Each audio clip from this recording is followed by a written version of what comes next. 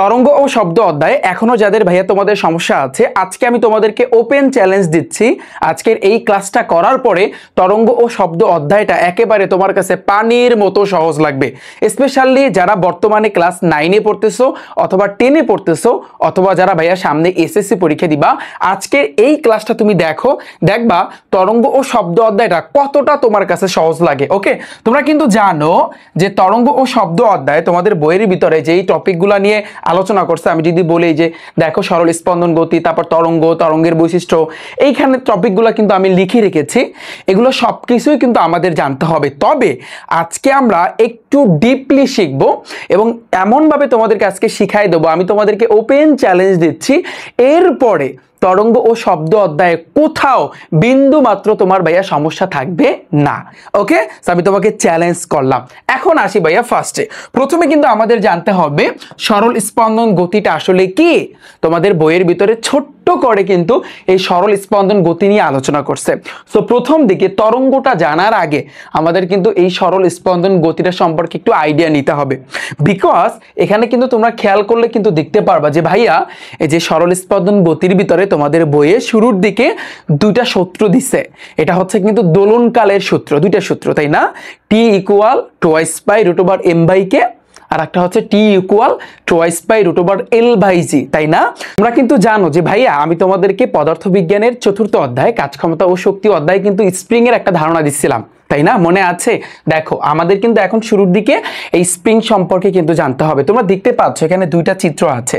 প্রথম যে চিত্রটা এটা হচ্ছে কিন্তু ভাইয়া তোমার স্প্রিং এর চিত্র, পরেরটা হচ্ছে কিন্তু একটা পেন্ডুলাম। তোমরা দোলনা দেখছো না? আচ্ছা, এখন একটু খেয়াল করো। সো আমাদের যে জিনিসটা এখন কিন্তু জানতে হবে ফার্স্টে, সেটা হচ্ছে কিন্তু দোলনকাল। দোলনকাল কাকে বলে? একটা জিনিস মাথায় রাখবা যে একটি পূর্ণ দোলনের জন্য যে সময় লাগে তখন তাকে দোলনকাল বলে। আমি আবারও বলতেছি কথাটা, যে একটা পূর্ণ দোলনের জন্য যে সময় লাগে তখন তাকে দোলনকাল বলে। এই দোলনকালকে কিন্তু মাথায় রাখবা ক্যাপিটাল টি দ্বারা প্রকাশ করা হয়। আমি একটু বিষয়টা দেখাচ্ছি তোমাদেরকে। তোমরা ভাইয়া একটু যদি তোমরা খেয়াল করো তাহলে কিন্তু বুঝতে পারবা। এই যে চিত্রটা যে তোমরা দেখতে পারতেছো, তুমি কি কোনো কিছু বুঝতে পারতেছো? দেখো এটা কিন্তু একটা স্প্রিং, তাই না? এই স্প্রিং এর এই জায়গাতে কিন্তু একটা ভর ঝুলাইছে। এই যে লাল কালারের যেটা দেখতে পাচ্ছ, এটা হচ্ছে কিন্তু ভর সামথিং, ধরো 5 কেজির একটা ভর এখানে ঝুলাইছে। স্প্রিং তো তোমরা সবাই চেনো। তোমরা যদি স্প্রিংকে টান দাও ওটা কিন্তু একেবারে বইলা যায়, আবার ছাইরা দিলে ও কিন্তু আগের অবস্থাতে আসে। রাইট? স্প্রিং দেখছো না? তোমরা অনেকে স্প্রিং দেখছো না? যদি তুমি টান দাও ও কিন্তু বইলা যাবে। হ্যাঁ, আবার যদি তুমি ওকে সাইরা দাও ও কিন্তু ওর আগের জায়গায় কিন্তু আসবে। এবং এটা নিয়ে তোমাদের পদার্থবিজ্ঞানের 5ম অধ্যায় সুন্দরভাবে কিন্তু আলোচনা করা হয়েছে। আমি কিন্তু পরবর্তী ক্লাসে কিন্তু তোমাদেরকে সুন্দরভাবে কিন্তু বুঝাই দেবো। এবং বিশেষ করে 5ম অধ্যায় স্থিতিস্থাপকতা নামে একটা টপিক আছে, ওই টপিকে কিন্তু আমি সুন্দরভাবে তোমাদেরকে ভাইয়া বুঝাই দেবো। এখন আপাতত দেখো এইখানে একটা ভর ঝুলাইছে। যখন ভরটা ঝুলাইছে দেখো তখন কিন্তু স্প্রিংটা কিন্তু উপর নিচে আপ ডাউন করতেছে। একটা ইন্টারেস্টিং পয়েন্ট, তুমি যদি ভাইয়া দেখো এই সাইডেও কিন্তু এই জিনিসটাই কিন্তু তুমি দেখতে পারতেছো। একটু খেয়াল করো, এটা কিন্তু তোমার স্প্রিং। তো স্প্রিং এর ক্ষেত্রে যেটা হচ্ছে যে ও উপর নিচে কিন্তু নামতেছে, উপর নিচে। এবং স্প্রিং এর এই যে লাল যে ভরটা, এটার ভিতরে এই যে তুমি যে এই যে নীল কালারের একটা কিন্তু গোল্লার মতো কিন্তু দেখতে পারতেছো, তাই না? সো এই নীল কালারের গোল্লাটা যখন উপরে উঠতেছে তখন কিন্তু এই পাশের নীল কালারটা উপরে উঠতেছে, আবার নিচে নামতেছে, এই পাশের নীলটাও কিন্তু নিচে নামতেছে। অর্থাৎ ও যখন নিচে নামে এই যে দেখো গোল্লাটাও নিচে নামতেছে, ও যখন উপরে ওঠে এই যে দেখো গোল্লাটাও উপরে উঠতেছে। খেয়াল করো, দুইটা একই সাথে খেয়াল করো। এই গোল্লাটা যখন উপরে উঠতেছে ও উপরে উঠতেছে, নিচে নামতেছে ও নিচে নামতেছে, আবার উপরে উঠতেছে। এই যে জিনিসটা কিন্তু অনবরত এভাবে হচ্ছে।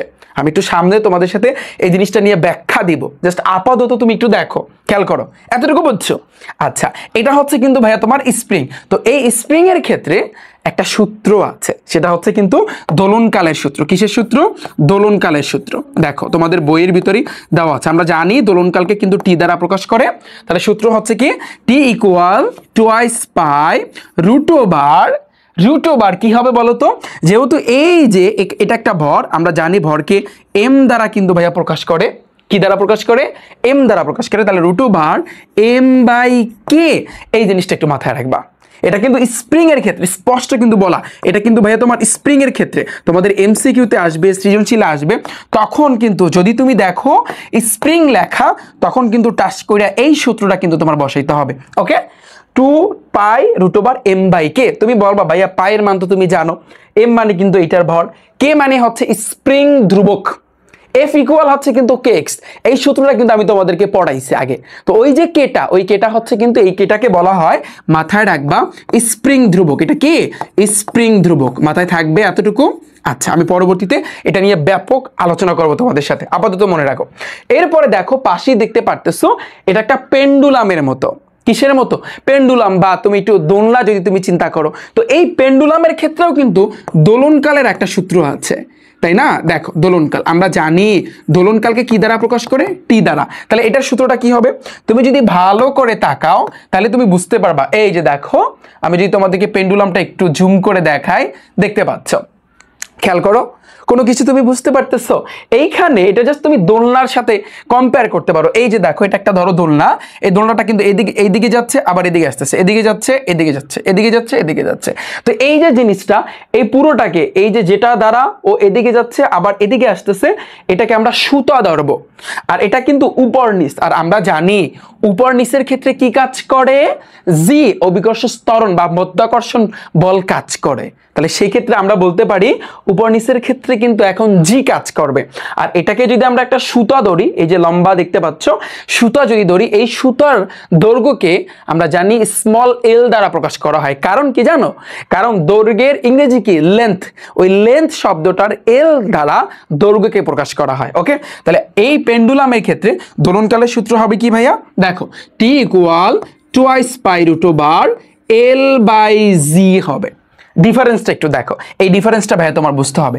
এতটুকু ভাইয়া পানি পানি, জাস্ট তোমাদের বইয়ে যতটুকু আলোচনা করছে আমি ততটুকুই সীমাবদ্ধ থাকবো, এর বেশি না। জাস্ট এই দুইটা সূত্র তোমার ভালো করে বুঝতে হবে। এই সূত্রটা কখন? যখন পেন্ডুলামের কথা বলবে, যখন তোমার দোলনার কথা বলবে, তখন কিন্তু টি ইকুয়াল 2π√L/g হবে। ঠিক আছে, আমি একটু লিখে দিচ্ছি, এটা হচ্ছে তোমার পেন্ডুলামের ক্ষেত্রে। কিসের ক্ষেত্রে ভাইয়া? পেন্ডুলামের ক্ষেত্রে এই সূত্র কাজ করবে। আর এই যে জিনিসটা দেখতে পারতেছো, এটা স্প্রিং এর ক্ষেত্রে কিন্তু কাজ করবে। ভাইয়া ক্লিয়ার? এতটুকু তোমরা বুঝতে পেরেছো? এখন তোমরা বলবা যে ভাইয়া এখানে আপনি বলছেন যে একটা পূর্ণ দোলনের জন্য যে সময়টা লাগে তখন তাকে দোলনকাল বলে, আমরা বুঝতে পারছি, বাট এখানে পূর্ণ দোলনটা মানে কি? এই পূর্ণ দোলনের সংজ্ঞাটা এই জন্য আমি এখানে লিখে রেখেছি। একটু আপাতত দেখো যে কোনো কম্পনশীল বস্তু কণার তার গতিপথের উপরিস্থিত কোনো বিন্দুতে কোনো দিকে গতিশীল থেকে আবার সেই বিন্দুতে। আচ্ছা, এই পুরো লাইনটা আমি যদি বারবার তোমাদেরকে পড়াই বা তুমি যদি বারবার পড়ো, তারপরে কিন্তু ভাই তোমার মাথায় ঢুকবে না যতক্ষণ না পর্যন্ত তুমি তরঙ্গটা না জানতেছো। তো আপাতত আমি স্কিপ করতেছি, তুমি তরঙ্গটা জানো যে তরঙ্গ আসলে কি, তাহলে কিন্তু তুমি এগুলা একেবারে পানির মতো তোমার কাছে সহজ হয়ে যাবে। এখন হয়তো বা পড়লে তোমার মাথার উপর দিয়ে যাবে। এতটুকু ভাইয়া পানি পানি, এতটুকু বুঝছো? এই দুইটা সূত্র মাথায় থাকবে, কোন কোন ক্ষেত্রে কাজে লাগছে। আই হোপ তোমরা সকলেই বুঝতে পেরেছো। আচ্ছা দেখো পরেরটা, এখন আমরা জানবো তরঙ্গ। এখন আমরা কি সম্পর্কে জানবো? তরঙ্গ সম্পর্কে জানবো। তরঙ্গ জিনিসটা আসলে কি? একটা জিনিস মাথায় রাখবা, আমি ফার্স্টে বলে রাখি, তরঙ্গ কি এটা বলার আগে, হ্যাঁ, সেটা হচ্ছে যে ভাইয়া তরঙ্গের ক্ষেত্রে কিন্তু মাধ্যমের দরকার হয়। মাধ্যম, যেমন আমরা যে বসবাস করতেছি এই পৃথিবীতে, এখানে কিন্তু একটা মাধ্যম আছে। এই মাধ্যমটা হচ্ছে কিন্তু বাতাস। কি মাধ্যম? বাতাস মাধ্যম। আবার পানির ক্ষেত্রে পানি মাধ্যম। তো আমি যদি একটু ছোট্ট করে বলি, তোমাদের রসায়নে আমি দ্বিতীয় অধ্যায় কিন্তু আলোচনা করেছি যে ভাইয়া যারা ক্লাস দেখোনি, সামনে আমি ক্লাস দিব তোমাদেরকে, ইনশাআল্লাহ তোমরা দেখতে পারবা যে এই যে তোমরা জানো যে পদার্থ হচ্ছে কিন্তু তিন প্রকার, কঠিন, তরল, আর একটা হচ্ছে কিন্তু বায়বীয়, তাই না? এই কঠিন পদার্থগুলো কিরকম থাকে বলতো? আমি যদি একটু ছোট্ট করে আলোচনা করি যে কঠিন পদার্থগুলা দেখবা, কঠিন পদার্থের ভিতরে কোটি কোটি কণা আছে, কোটি কোটি কণা। তোমার সামনে যে টেবিলটা আছে, এই টেবিলের উপর তোমার কি আছে? ক্যালকুলেটর আছে, তোমার বই আছে, তোমার খাতা আছে, গাইড আছে, এগুলো কিন্তু সব কঠিন জাতীয় পদার্থ। এই কঠিন পদার্থকে তুমি যদি একটু মাইক্রোস্কোপ যন্ত্র দিয়া একটু যদি চেক করে দেখো, তোমার বইটাকে বা তোমার টেবিলটাকে যদি মাইক্রোস্কোপ যন্ত্র দিয়ে তুমি যদি দেখো, তাহলে বুঝতে পারবা যে এই কঠিন পদার্থের ভিতরে কোটি কোটি কণা আছে। কোটি কোটি কণা আছে, যেই কণাগুলা কঠিন পদার্থের ক্ষেত্রে একজন আরেকজনের সাথে কিন্তু একেবারে গায়ে গায়ে ঘেঁষে আছে। এইভাবে কিন্তু কণাগুলো আছে, যেটা তুমি মাইক্রোস্কোপ যন্ত্র দিয়ে যদি একটু চেক করে দেখো তাহলে কিন্তু ভাইয়া তুমি মানে বুঝতে পারবা। তুমি কি আমার কথা বিলিভ করো? বলো, কোটি কোটি কণা আছে। তোমাদের আমি বায়োলজিতে কিন্তু পড়াইছিলাম, কোষ জিনিসটা নিয়ে কিন্তু পড়াইছি, মনে পড়ে? সো জিনিসটা একটু চিন্তা করো। তো কঠিন পদার্থের ক্ষেত্রে এই যে কোটি কোটি কিন্তু কণা আছে। তারপর আমি যদি বলি তরল পদার্থের কথা, তুমি একটু সাপোজ তরল পদার্থের কথা ভাবো, যে তরল পদার্থের ভিতরে যে কণাগুলো আছে, এই কণাগুলো কিরকম আছে? তুমি যদি তরল পদার্থ বা পানি জাতীয় কোনো পদার্থকে নিয়ে তারপর মাইক্রোস্কোপ যন্ত্র দিয়ে যদি চেক করো তাহলে তুমি দেখবা ওর ভিতরেও কোটি কোটি কণা আছে, কিন্তু ওই কণাগুলা একজন এইখানে আর একজন একটু দূরে দূরে আছে। এই কারণে পানির ক্ষেত্রে তুমি দেখবা যে পানির ক্ষেত্রে ভাইয়া ওরা কিন্তু এই যে ঢেউয়ের মতো সৃষ্টি হয়, ওরা নড়তে পারে, বিকজ ওদের যে কণাগুলো একটু দূরে আছে। এবার আরেকটা হচ্ছে কিন্তু বায়বীয় পদার্থ বা গ্যাসীয় পদার্থ। এই যে চারপাশ হচ্ছে কিন্তু বায়বীয়, তাই না? তো আমি যদি বলি কঠিন তরল, আরেকটা হচ্ছে কিন্তু বায়বীয়।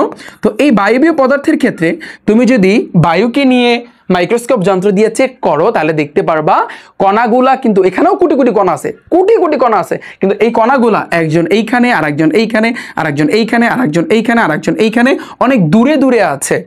এই তিনটা জিনিস আমি তোমাদের রসায়নের দ্বিতীয় অধ্যায় কিন্তু পড়া, রসায়নের কেমিস্ট্রির দ্বিতীয় চ্যাপ্টারে। হ্যাঁ, তো এই তিনটা জিনিস সম্পর্কে একটু তোমার আইডিয়া রাখতে হবে। আমি আশা করি তোমরা বুঝতে পেরেছো যে কঠিন পদার্থের কণাগুলা অনেক কাছাকাছি থাকে, তরল পদার্থের কণাগুলো একটু দূরে থাকে, বায়বীয় পদার্থের কণাগুলো আরো দূরে থাকে, বাট প্রত্যেকটা পদার্থের ভিতরে কোটি কোটি কণা আছে। এরা তোমার একেবারে মাথায় গেঁথে রাখবা। আমার কথা বুঝতে পেরেছো? তো তুমি চিন্তা করো এই কণার কথা কেন আসলো? বিকজ আমরা পড়তেছি হচ্ছে কিন্তু তরঙ্গ। কি পড়তেছি ভাইয়া? তরঙ্গের ক্ষেত্রে তোমার কণা সম্পর্কে একটু জানতে হবে। ওকে, দেখো ভাইয়া, তরঙ্গের ক্ষেত্রেও আমি যে শুরুতে যে কথাটা বলছি যে ভাইয়া তরঙ্গের ক্ষেত্রে মাধ্যমের দরকার হয়। কিসের দরকার হয়? মাধ্যমের দরকার হয়। আচ্ছা ভাইয়া, তুমি যদি এতটুকু বুঝে থাকো তাহলে এখন এই জিনিসটা একটু খেয়াল করো। ধরো আমরা সাপোজ এই যে বায়বীয় যে মাধ্যমটা আছে না, এই মাধ্যমটা আমরা একটু চিন্তা করবো। হ্যাঁ, এই মাধ্যমে ধরো কোটি কোটি কণা আছে, ধরো এখানে একটা কণা, এখানে একটা কণা, সাপোজ তুমি এটা মনে চিন্তা করো। হ্যাঁ, তুমি বলবা যে ভাইয়া বায়বীয় পদার্থের ক্ষেত্রে কণাগুলো তো দূরে থাকে। আমি জাস্ট তোমাদের বোঝানোর জন্য এভাবে দেখাচ্ছি। এখন তরঙ্গ জিনিসটা আসলে কি? যেমন আমি যে কথা বলতেছি, যে তুমি যে শুনতে পারতেছো, এটা কিসের মাধ্যমে? এটা তরঙ্গের মাধ্যমে। এটা কি তুমি বিলিভ করো? কিসের মাধ্যমে ভাইয়া? তরঙ্গের মাধ্যমে। আমরা ছোটবেলায় কিন্তু অনেক দুষ্টামি করছি। কিরকম? এই যে পানি আছে না, পানিতে কিন্তু ঢিল ছুটছি, পুকুর বা নদীতে কিন্তু এভাবে ঢিল ছুটছে। বিশেষ করে যখন আমরা পুকুরে ঢিল ছুটছি তখন কিন্তু পুকুরের পানি কিন্তু এভাবে ঢেউয়ের মতো কিন্তু হয়েছে, তাই না? বারবার কিন্তু আমরা ঢিল ছুটতাম আর ওই জিনিসটা কিন্তু আমরা উপভোগ করতাম।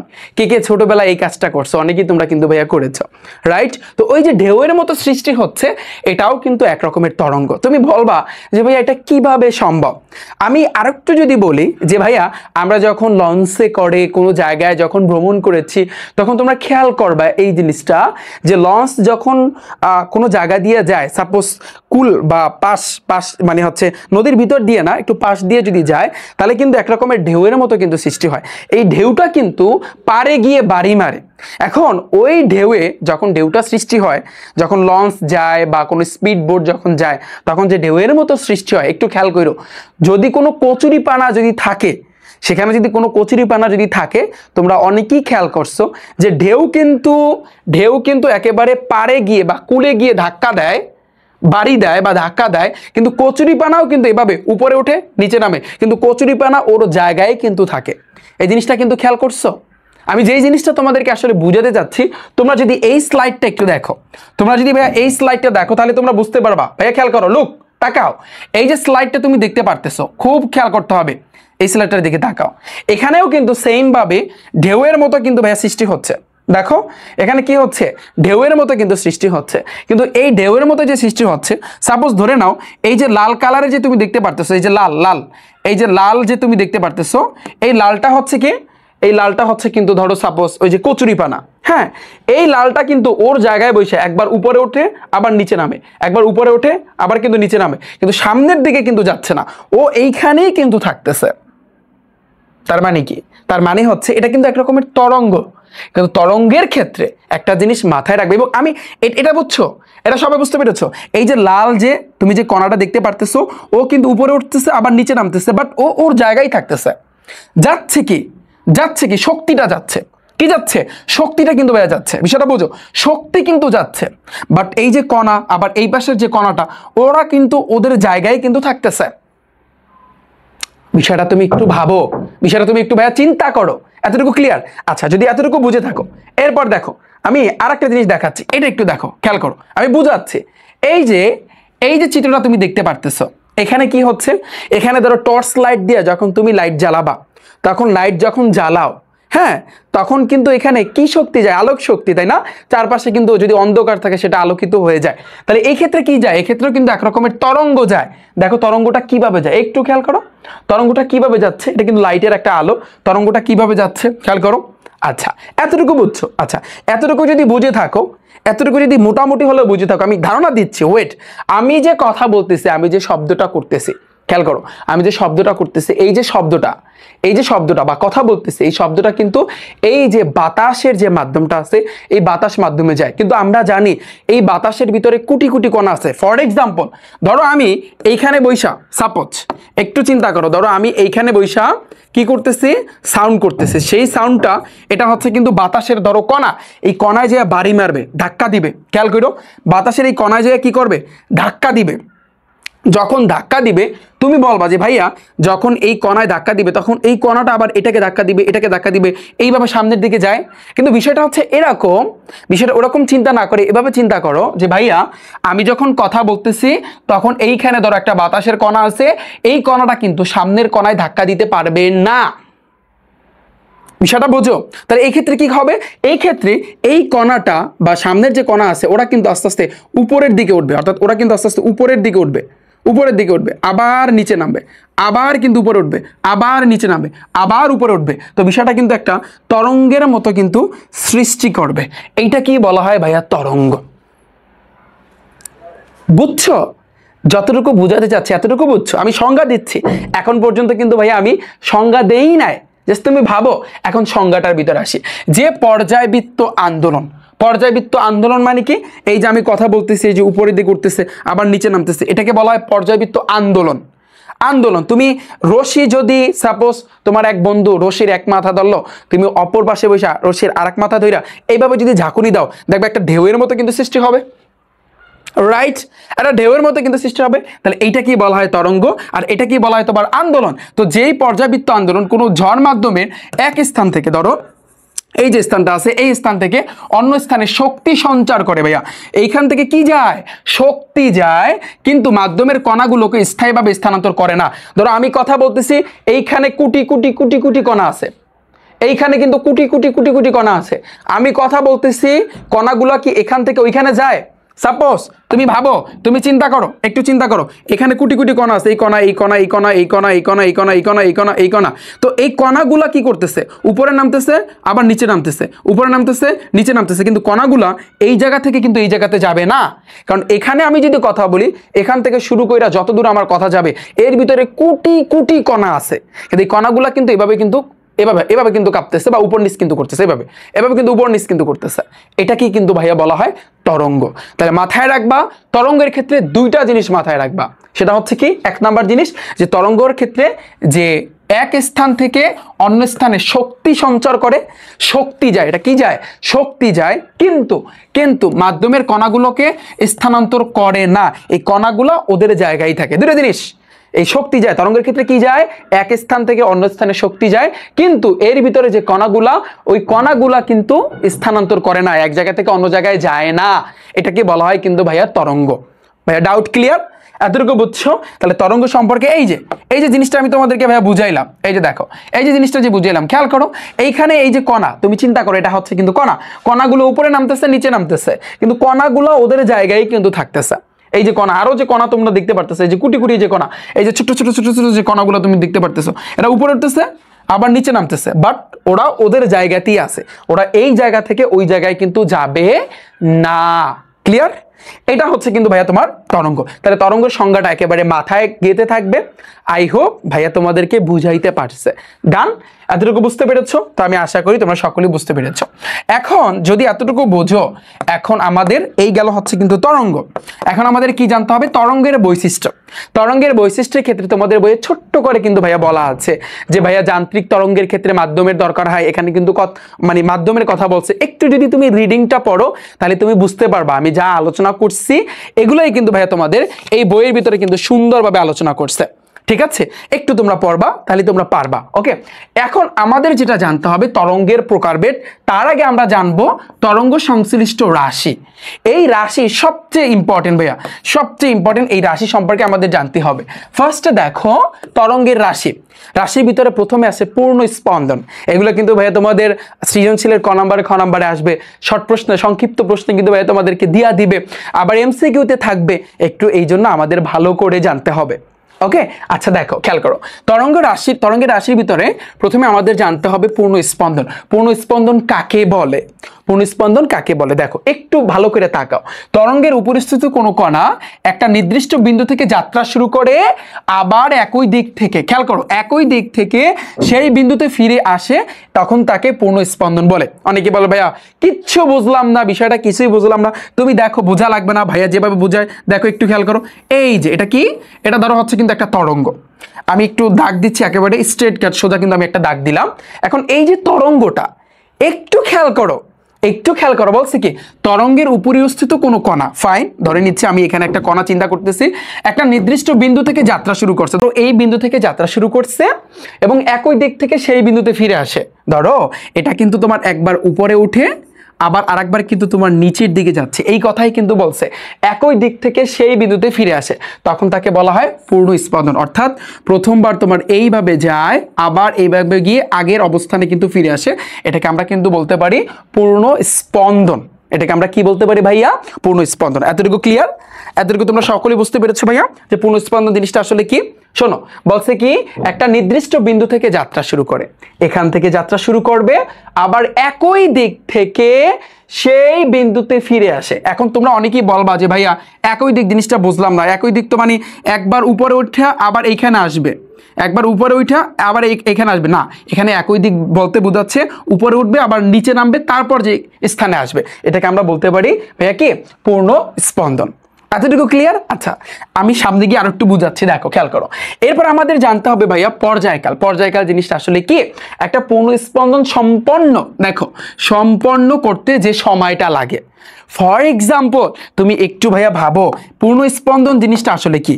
এই যে দেখো একটু খেয়াল করো, এইটাকে কিন্তু আমরা বলতে পারি পূর্ণ স্পন্দন। দেখো এর আগেরটা, এখানে তো আমি আরো সামনে বাড়তে দিছি, বাট মেইনলি যে জিনিসটা পূর্ণ স্পন্দন হচ্ছে কিন্তু তোমার এইটা। পূর্ণ স্পন্দন হচ্ছে কিন্তু এতটুকু। ওকে, সামনের তালা কিন্তু এতটুকু হচ্ছে কিন্তু পূর্ণ স্পন্দন। এখন বলছি কি, দেখো একটা পূর্ণ স্পন্দন সম্পন্ন করতে যে সময় লাগে, ধরো তুমি এইখান থেকে, আমি একটু টান দিচ্ছি, ধরো তুমি ভাইয়া এখান থেকে যাত্রা শুরু করবা, এরপরে পূর্ণ স্পন্দন সম্পন্ন করতে তোমার যতটুকু সময় লাগছে, আমি কিন্তু তোমাদের গতি অধ্যায়ে সুন্দরভাবে কিন্তু আলোচনা করছি। ধরো তুমি যেখানে বসা আছো সেখান থেকে উইঠা যদি অন্য জায়গায় হাইটা যদি গিয়ে থামো, তাহলে তুমি দেখবা সময় কিন্তু থামতেছে না, সময় কিন্তু যাচ্ছে। সময় লাগবে না? লাগবে। ঠিক সেম ভাবে এই পূর্ণ স্পন্দন সম্পন্ন করতে এখান থেকে এইখানে আসতে, এখান থেকে এইখানে আসতে সময় লাগবে না? অবশ্যই লাগবে। এইটাই কিন্তু বলছে যে একটা পূর্ণ স্পন্দন সম্পন্ন করতে যে সময়টা লাগে তখন তাকে আমরা বলবো পর্যায়কাল। আর আমরা জানি এই পর্যায়কালকে কি দ্বারা প্রকাশ করে? ক্যাপিটাল টি দ্বারা প্রকাশ করে। ক্যাপিটাল টি দ্বারা প্রকাশ করে, মাথায় থাকবে। আমি আশা করি বুঝতে পেরেছো। এবার দেখি পরেরটা বলছে কি কম্পাঙ্ক। প্রতি সেকেন্ডে যতগুলো পূর্ণ স্পন্দন সম্পন্ন হয়। ফর এক্সাম্পল আমরা তো এটা বুঝতে পেরেছি যে পূর্ণ স্পন্দন কোনটা, এইটা হচ্ছে কিন্তু একটা পূর্ণ স্পন্দন, কিন্তু আমাদের এখানে বলছে প্রতি সেকেন্ডে। প্রতি সেকেন্ড দ্বারা কি বোঝায়? 1 সেকেন্ড। তো এই 1 সেকেন্ডে যতগুলা পূর্ণ স্পন্দন সম্পন্ন হয়, তার মানে একটু বিষয়টা বোঝো। এই একটা পূর্ণ স্পন্দন, সাপোজ এই একটা পূর্ণ স্পন্দন, তারপর এইখানে আর একটা পূর্ণ স্পন্দন, কয়টা? 2টা। আবার এইখানে আর একটা পূর্ণ স্পন্দন, কয়টা? এখানে কয়টা দিলাম? এখানে 3টা। তুমি একটু ভালো করে লক্ষ্য করো এখানে পূর্ণ স্পন্দন কয়টা, ভালো করে তাকাও। দেখো আমরা জানি এখান থেকে শুরু কইরা যদি এইখানে এসে থামে এটাকে আমরা বলতে পারি পূর্ণস্পন্দন। তাহলে এই একটা পূর্ণস্পন্দন, এই একটা পূর্ণস্পন্দন, এই একটা পূর্ণস্পন্দন, তাহলে এই 1 সেকেন্ডে কয়টা পূর্ণস্পন্দন এখানে সম্পন্ন করছে? 3টা। এখানে পূর্ণস্পন্দন কয়টা ভাইয়া? পূর্ণস্পন্দন হচ্ছে কিন্তু 3টি। ঠিক আছে, যে কয়টাই পূর্ণস্পন্দন সম্পন্ন করুক না কেন, বাট শর্ত হচ্ছে যে প্রতি সেকেন্ডে যতগুলা পূর্ণস্পন্দন সম্পন্ন করবে এটাকে আমরা বলবো কম্পাঙ্ক। তাহলে এটাকে আমরা কি বলতে পারি ভাইয়া? কম্পাঙ্ক। যেই কম্পাঙ্ককে কি দ্বারা প্রকাশ করে? স্মল এফ দ্বারা প্রকাশ করে। কি দ্বারা প্রকাশ করে ভাইয়া? স্মল এফ দ্বারা। এতটুকু ক্লিয়ার ভাইয়া? এতটুকু বুঝতে পেরেছো? এতটুকু তোমাদের ক্লিয়ার? শোনো, এখানে আমি পূর্ণস্পন্দন এখানে আমার কয়টা ভাইয়া? 3টা। তুমি যদি আরো 5টা যদি এখানে দিতে যাও তাহলে তুমি দেখবা এদের দূরত্ব কিন্তু আস্তে আস্তে কমে আসবে। ফর এক্সাম্পল, আমি যদি পূর্ণস্পন্দন আরো বাড়াই, ধরো এই একটা, তারপর এই একটা, আবার এই একটা, আবার এই একটা, আবার এই একটা, তুমি দেখো যত আমি বাড়াবো তত কিন্তু আস্তে আস্তে কিন্তু ওদের যে দূরত্ব কিন্তু আস্তে আস্তে কিন্তু ভাইয়া কমবে। এখানে একটা এমসিকিউ আছে, আমি তোমাদেরকে পরবর্তীতে দেখাবো। এতটুকু বুঝতে পেরেছো? এতটুকু বুঝতে পেরেছো? এটাকে আমরা কি বলতে পারি? কম্পাঙ্ক। আচ্ছা, এরপর আসি দেখো পরেরটা, তরঙ্গ দৈর্ঘ্য। তরঙ্গ দৈর্ঘ্য মানে কি? একটা পূর্ণস্পন্দন সম্পন্ন করতে যে তরঙ্গ যে দূরত্ব অতিক্রম করে। ফর এক্সাম্পল, তুমি ভাবো আমরা জানি এখান থেকে শুরু কইরা যদি এখানে আমি আসি, এটাকে আমি বলতে পারি ভাইয়া কি? বলো, এটাকে আমরা বলতে পারি পূর্ণস্পন্দন, তাই না? তাহলে এই পূর্ণস্পন্দন এখান থেকে এই পর্যন্ত আসতে যে দূরত্ব অতিক্রম করে, তো এখান থেকে এই পর্যন্ত আসতে যতটুকু দূরত্ব লাগে এটাকে আমরা বলবো হচ্ছে তরঙ্গ দৈর্ঘ্য। আর এই তরঙ্গ দৈর্ঘ্যকে ল্যামডা দ্বারা প্রকাশ করে। কি দ্বারা ভাইয়া? মাথায় রাখবা, ল্যামডা দ্বারা প্রকাশ করে। এটাকে আমরা বলবো ল্যামডা। ওকে, মনে থাকবে? তাহলে এই থেকে খেয়াল করো, এই থেকে এই পর্যন্ত এতটুকুকে আমরা কি বলতে পারি? এই থেকে এই পর্যন্ত এতটুকুকে আমি বলবো হচ্ছে কি? তরঙ্গ দৈর্ঘ্য। এতটুকু আমি কি বলবো? তরঙ্গ দৈর্ঘ্য। ওকে, এতটুকু ভাইয়া ডান। এটাকে আমি কি বলতে পারি? তরঙ্গ দৈর্ঘ্য বা হচ্ছে কিন্তু তোমার ল্যামডা। আমার কথা ক্লিয়ার? এখন এটা একটা পূর্ণস্পন্দন। এখন ফর এক্সাম্পল সাপোজ একটু ভাবো আর একটা জিনিস, দেখো এই একটা পূর্ণস্পন্দন, এই একটা পূর্ণস্পন্দন, আমি এখানে 2টা দিলাম পূর্ণস্পন্দন। এখন একটু ভাইয়া খেয়াল করো, হ্যাঁ একটু তাকাও ভালো করে। তো আমরা জানি কি একটা পূর্ণস্পন্দন সম্পন্ন করতে যতটুকু দূরত্ব, তো এই থেকে এই পর্যন্ত এটাকে আমরা বলতে পারি ভাইয়া কি? ল্যামডা বা তরঙ্গ দৈর্ঘ্য। তাহলে তুমি আরেকটু চিন্তা করো, এইখানে আমি যদি এইটার মাথা থেকে এই মাথা চিন্তা করি, এটাকেও আমি বলতে পারি ভাইয়া তরঙ্গ দৈর্ঘ্য। এটাকেও আমি কিন্তু বলতে পারি ভাইয়া ল্যামডা। এটাকে আমি কি বলতে পারি ভাইয়া? ল্যামডা বলতে পারি কিনা বলো? এটাকে আমি কি বলতে পারি ভাইয়া? ল্যামডা বলতে পারি কিনা বলো? তুমি বলো, এটাকে আমি তরঙ্গ দৈর্ঘ্য বলতে পারি না? অবশ্যই পারি, কারণ তুমি মিলাও, এই পাশ আর এই পাশ মিলে কিন্তু এইরকম কিন্তু একটা হবে, এইরকম একটা কিন্তু হবে। তুমি দেখো, তাহলে এইটা আর এইটা, এটাকে আমরা বলতে পারি তরঙ্গ দৈর্ঘ্য। আবার এই জিনিসটা থেকে এই জিনিসটা, এই এতটুকুকে আমরা কিন্তু বলতে পারি কি? তরঙ্গ দৈর্ঘ্য, বা যেটাকে আমরা কিন্তু ল্যামডা দ্বারা প্রকাশ করতে পারি। এতটুকু ক্লিয়ার? সকলে বুঝছো? একটু আমাকে জানাও ভাইয়া কমেন্টে। এতটুকু ভাইয়া ক্লিয়ার? সবাই বুঝতে পেরেছো? তো আমি আশা করছি তোমরা সকলেই বুঝতে পেরেছো। তোমরা দেখবা সৃজনশীলে এবং এমসিকিউতে এই থেকে এই পর্যন্ত দেওয়া, ঘাবড়ানোর কিছু নয়, এটাকে তুমি তরঙ্গ দৈর্ঘ্য বলতে পারো। কারণ এই থেকে এই পর্যন্ত যা, আবার এই মাথা থেকে এই মাথা পর্যন্ত এটাও সেম, দুইটা কিন্তু ভাইয়া সেম, এটা মাথায় রাখবা। আবার এই নিচ থেকে এই পর্যন্ত এটাকেও আমি কিন্তু বলতে পারি তরঙ্গ দৈর্ঘ্য বা হচ্ছে কিন্তু ল্যামডা। ওকে, এই জন্য কিন্তু সৃজনশীলে দেখবা অনেক সময় এইভাবে থাকে, অনেক সময় কিন্তু এইভাবে কিন্তু দেওয়া থাকে। এখন এইখানে একটা কথা আছে, সেটা হচ্ছে কি? একটু খেয়াল করো। আচ্ছা, থ্যাংক ইউ সো মাচ ভাইয়া। ওকে, ঠিক আছে ভাইয়া, ঠিক আছে। আচ্ছা দেখো, তো যদি এতটুকু ভাইয়া তোমরা বুঝে থাকো, তাহলে তোমরা একটু খেয়াল করো, এই যে জিনিসটা উপরে যে থাকে, মাথায় যে থাকে, ওদেরকে কি বলা হয় জানো? তরঙ্গ চূড়া। কি বলে? তরঙ্গ চূড়া। খেয়াল করো, ওদেরকে তুমি বলতে পারো তরঙ্গ চূড়া বলতে পারো, তরঙ্গ চূড়া। ওকে, যারা মাথায় থাকবে ওদেরকে আমরা বলবো তরঙ্গ চূড়া, আর যারা নিচে থাকবে, এই যে নিচে আছে, ওদেরকে তুমি বলতে পারো ভাইয়া তরঙ্গপাত। কি বলতে পারো? তরঙ্গপাত বলতে পারো। এটা একটু মাথায় রাখবা। ডান? তাহলে তরঙ্গ দৈর্ঘ্যটা ডান, একটা পূর্ণ স্পন্দন সম্পন্ন করতে যেই দূরত্ব অতিক্রম করে। আবার এখান থেকে এই পর্যন্ত যদি আসি, এটাও কিন্তু একটা পূর্ণ স্পন্দন। ঠিক আছে, এটাকে আমরা বলবো তরঙ্গ দৈর্ঘ্য। ডান। এবার আসে দেখো বিস্তার সাম্যাবস্থা থেকে। তুমি দেখো ফর এক্সাম্পল আমি যদি একটা পূর্ণ স্পন্দন দেই, এই যে একটা পূর্ণ স্পন্দন, এখন এই পূর্ণ স্পন্দনের ক্ষেত্রে ভাবো, দেখো বলছে কি সাম্যাবস্থা থেকে। সাম্যাবস্থা কোনটাকে বলা হয় ভাইয়া? অলওয়েজ মাথায় রাখবা, এই যে সোজাসুজি যে আমি দাগটা দিলাম না, এটাকে বলা হয় সাম্যাবস্থা। তো এই সাম্যাবস্থা থেকে যে কোনো একদিকে, ধরো এই দিকে, আবার এই দিকে, আবার এই দিকে, এই দিকে, এই দিকে, চিন্তা করো, এই দিকে, এই দিকে, এই দিকে, এই দিকে, একটু ভাবো। তো যে কোনো একদিকে তরঙ্গস্থিত কোনো কণার সর্বাধিক সরণ, তুমি ভাবো এর ভিতরে সর্বাধিক দ্বারা বোঝায় সবচেয়ে বড় সরণ কোনটা বলো তো?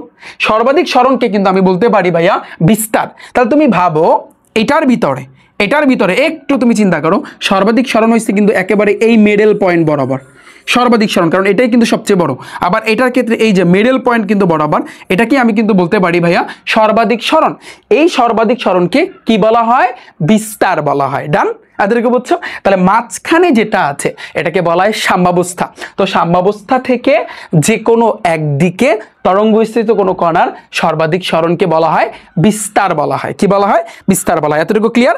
এখন তুমি সাপোজ তুমি ভাবতে পারো এই বিস্তারের ক্ষেত্রে উপরে যেটা আছে এটা হচ্ছে কিন্তু তোমার সবসময় পজিটিভ, আবার নিচে যে আছে এটা হচ্ছে কিন্তু সবসময় নেগেটিভ। এটা মাথায় রাখবা, এটা অলওয়েজ কিন্তু ভাইয়া তোমরা মাথায় রাখবা। ওকে, তাহলে এই বিস্তারের ক্ষেত্রে কিন্তু ধনাত্মক এবং ঋণাত্মক কিন্তু হতে পারে। ঠিক আছে, এতটুকু ক্লিয়ার? আমি আশা করি তোমরা সকলে বুঝতে পেরেছো। পরে আসি, দেখো পরেরটা বলছে কি তরঙ্গ বেগ মানে কি? নির্দিষ্ট দিকে 1 সেকেন্ডে যে দূরত্ব অতিক্রম করে। ফর এক্সাম্পল আমরা যদি একটা পূর্ণ স্পন্দনের কথা ভাবি, দেখো এখান থেকে আমি শুরু কইরা এই পর্যন্ত আমি ধরো আসলাম, সাপোজ এটা ধরো হচ্ছে কিন্তু এ বিন্দু, এটা ধরো সাপোজ হচ্ছে কিন্তু বি বিন্দু। হ্যাঁ, এখন বলছে কি নির্দিষ্ট দিকে 1 সেকেন্ডে যে দূরত্ব অতিক্রম করে। এখানে বলছে তরঙ্গ বেগ। ভাইয়া তুমি ভাবো, তোমাদের আমি গতি অধ্যায়ে কিন্তু শিখাইছি, এজন্য আমি অলওয়েজ বলি যারা গতি অধ্যায়ের উপর আমার এখনো ক্লাস দেখোনি, এই ইউটিউব চ্যানেল রিফাত একাডেমির উপর একটা ক্লিক করো, প্লে লিস্ট আছে, প্লে লিস্টে যাও, তারপর নিচের দিকে গেলেই দেখতে পারবা এসএসসি ফিজিক্স লেখা, সামনে নবম দশম শ্রেণী লেখা আছে, ওখানে ক্লিক করলে তুমি কিন্তু আমার গতি অধ্যায়ের উপর ক্লাস দেখতে পারবা। একটু ঠান্ডা মাথায় ক্লাসটা দেখো, কারণ ওখানে আমি একটা টেকনিক শিখাই দিছি, যেই টেকনিকটা এখনো যারা ধরতে পারোনি তোমরা কিন্তু তাহলে এগুলো বুঝতে পারবা না, তোমার অনেক কঠিন লাগবে এগুলা। কিরকম দেখো, এই যে তরঙ্গ বেগ তোমাদেরকে আমি কিন্তু শিখাইছি যে বেগের সাথে কার সম্পর্ক আছে? বেগের সাথে কিন্তু ত্বরণের সম্পর্ক আছে। আবার বেগের আগে কার সম্পর্ক আছে? সরণের সম্পর্ক আছে। তাহলে তুমি এই যে এই সম্পর্ক চিন্তা কইরেই কিন্তু তুমি সূত্র এমনিতেই বানাইতে পারবা, মুখস্থ করা লাগে না। তাহলে বলো বেগের সূত্র কি? সময়ের সাথে সাথে সরণকে আমরা জানি এস দ্বারা প্রকাশ করে, সময়ের সাথে সাথে সরণের পরিবর্তনকে বেগ বলে। সিম্পল। তাহলে আমরা জানি বেগের সূত্র হচ্ছে B equal S by T, কিন্তু তরঙ্গের ক্ষেত্রে বেগের সূত্র কি? তরঙ্গের ক্ষেত্রে ভাইয়া বেগের সূত্র হচ্ছে B equal S by T, এই এসটার পরিবর্তে আমরা লিখবো ল্যামডা বাই টি। সবই সেম। দেখো বি ইকুয়াল কিন্তু এস বাই টি ছিল, বাট এখন সূত্রটা চেঞ্জ হয়ে হালকা পাতলা ল্যামডা বাই টি হয়েছে। ল্যামডা মানে কি? এটা তরঙ্গ দৈর্ঘ্য। ল্যামডা মানে কিন্তু ভাইয়া তোমার তরঙ্গ দৈর্ঘ্য, আর এস মানে কি? এটাও সরণ, ওটাও দৈর্ঘ্য বোঝায়। আমার কথা ক্লিয়ার? তো এটা হচ্ছে কিন্তু তোমার তরঙ্গ বেগের সূত্র, একেবারে টানা মুখস্থ রাখবা যে ভি ইকুয়াল হচ্ছে কিন্তু ল্যামডা বাই টি, তরঙ্গ বেগের সূত্র।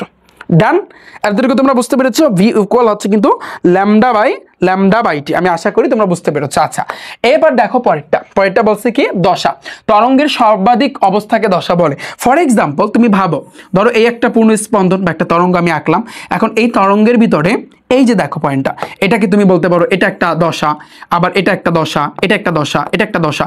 দশা মানে কি জানো? দশা মানে হচ্ছে কিন্তু তোমার অবস্থা ভাইয়া। দশা মানে কিন্তু অবস্থা, অর্থাৎ তরঙ্গর এখানে অবস্থা কিন্তু বুঝাইছে। আমার কথা ক্লিয়ার? ধরো আমি এখানে এ দিলাম সাপোজ, আর আমি এটাকে ধরো এ প্রাইম দিলাম, বা ধরো আমি আরেকটু কাজ করতে পারি, আমি আরেকটা তরঙ্গ আইকা এই পর্যন্ত আমি টানলাম, এখন আমি এটাকে এ দিলাম, এটাকে আমি এ প্রাইম আমি ধরলাম, আবার এটাকে আমি বি ধরতে পারি না, এটাকে আমি সাপোজ এই যে দেখো আমি বি ধরলাম, আর এই জিনিসটাকে আমি বি প্রাইম ধরলাম। এই যে যেগুলো আমি ধরেছি এগুলোকে বলা হয় ভাইয়া তোমার দশা। দশা মানে অবস্থা, সেটা যেখানে হোক না কেন, এখানে হইতে পারে, এখানে হইতে পারে, এখানে হইতে পারে, এটা জাস্ট অবস্থা। ডান, এতটুকু ক্লিয়ার? আমি আশা করি তোমরা সকলেই বুঝতে পেরেছ।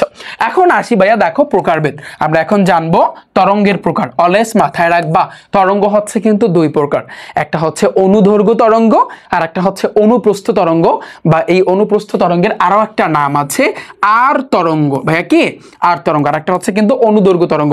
তোমাদের বইয়ের ভিতরে কিন্তু দেওয়া আছে, সুন্দরভাবে কিন্তু দেওয়া আছে যে অনুদৈর্ঘ্য তরঙ্গ এবং অনুপ্রস্থ কিন্তু তরঙ্গ।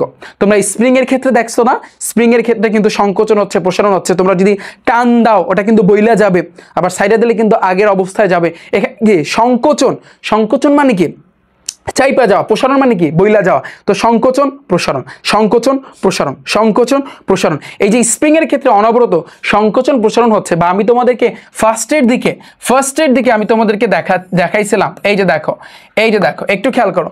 এই যে ফার্স্টের দিকে আমি তোমাদেরকে যে স্প্রিং এর যে বিষয়টা দেখাইছিলাম, ভালো করে দেখো। এই যে এখানে কি হচ্ছে, উপরে নামতেছে নিচে নামতেছে, মানে কি সংকোচন হচ্ছে প্রসারণ হচ্ছে, সংকোচন হচ্ছে প্রসারণ হচ্ছে, সংকোচন হচ্ছে প্রসারণ হচ্ছে। এই সংকোচন প্রসারণটা কিন্তু একদিকে হচ্ছে, একদিকে হচ্ছে। বিষয়টা তুমি বোঝো, এই সংকোচন প্রসারণটা কিন্তু তোমার একদিকে হচ্ছে, একদিকে হচ্ছে। তাহলে মাথায় রাখবা একটা জিনিস যে ভাইয়া ফার্স্টে আমরা অনুদৈর্ঘ্য তরঙ্গটা দেখবো। দেখো অনুদৈর্ঘ্য তরঙ্গ মানে কি, যে তরঙ্গ কম্পনের দিকের সাথে সমান্তরালভাবে অগ্রসর হয়। সমান্তরাল মানে কি, ফর এক্সাম্পল ধরো একটা কম্পন ধরো এই বরাবর গেছে, কম্পনের দিকের সাথে সমান্তরালভাবে অগ্রসর হয়। আমি আরেকটা তরঙ্গ দিলাম, সেটা কিন্তু ধরো এই বরাবর গেছে, অর্থাৎ এইটার সাথে সমান্তরাল মানে কি সেম অবস্থা। অর্থাৎ ও যদি সামনের দিকে যায় ও কিন্তু সামনের দিকে যাবে, এটাকে বলা হয় তোমার সমান্তরাল। তো যদি মাথায় রাখবা যেই তরঙ্গটা কম্পনের দিকের সাথে সমান্তরাল বরাবর যায়, একেবারে সহজ উদাহরণ হচ্ছে স্প্রিং এর ক্ষেত্রে তুমি যদি উপর নিচ করো, দেখবা উপরে উঠতেছে নিচে নামতেছে, ওই একদিকে কিন্তু যাচ্ছে, একদিকে কিন্তু ভাইয়া যাচ্ছে। তাহলে মাথায় রাখবা যে স্প্রিং এর যে উদাহরণটা, স্প্রিং এর তরঙ্গটা, আমি একটু উদাহরণ টানতেছি, সেটা হচ্ছে কিন্তু ভাইয়া তোমার স্প্রিং এর তরঙ্গ। তো স্প্রিং এর তরঙ্গ কিন্তু হচ্ছে কি তরঙ্গ, এটাকে আমরা বলতে পারি অনুদৈর্ঘ্য তরঙ্গ। কি তরঙ্গ ভাইয়া? অনুদৈর্ঘ্য তরঙ্গ। কি তরঙ্গ? অনুদৈর্ঘ্য তরঙ্গ। ক্লিয়ার? এতটুকু বুঝতে পেরেছো? এবার আসি অনুপ্রস্থ বা আর তরঙ্গ। অনুপ্রস্থ বা আর তরঙ্গ মানে কি, ধরো আমি যে কথা বলতেছি, ফর এক্সাম্পল এইখানে আমি বলছিলাম না কোটি কণা আছে, ধরো কণাগুলো এখানে আছে, এখানে আছে, এখানে আছে, এখানে আছে, এখানে আছে, সাপোজ এখানে এভাবে আছে। ধরো আমি এইখানে বসে কিন্তু কথা বললাম, সাপোজ আমি এখানে বসে কথা বলতেছি, যখন আমি সাউন্ডটা করব তখন এখানে যেয়া এই কণা একটা ধাক্কা দিবে, ধাক্কা দিলে এই কণা কি ওই পাশে ধাক্কা দিবে?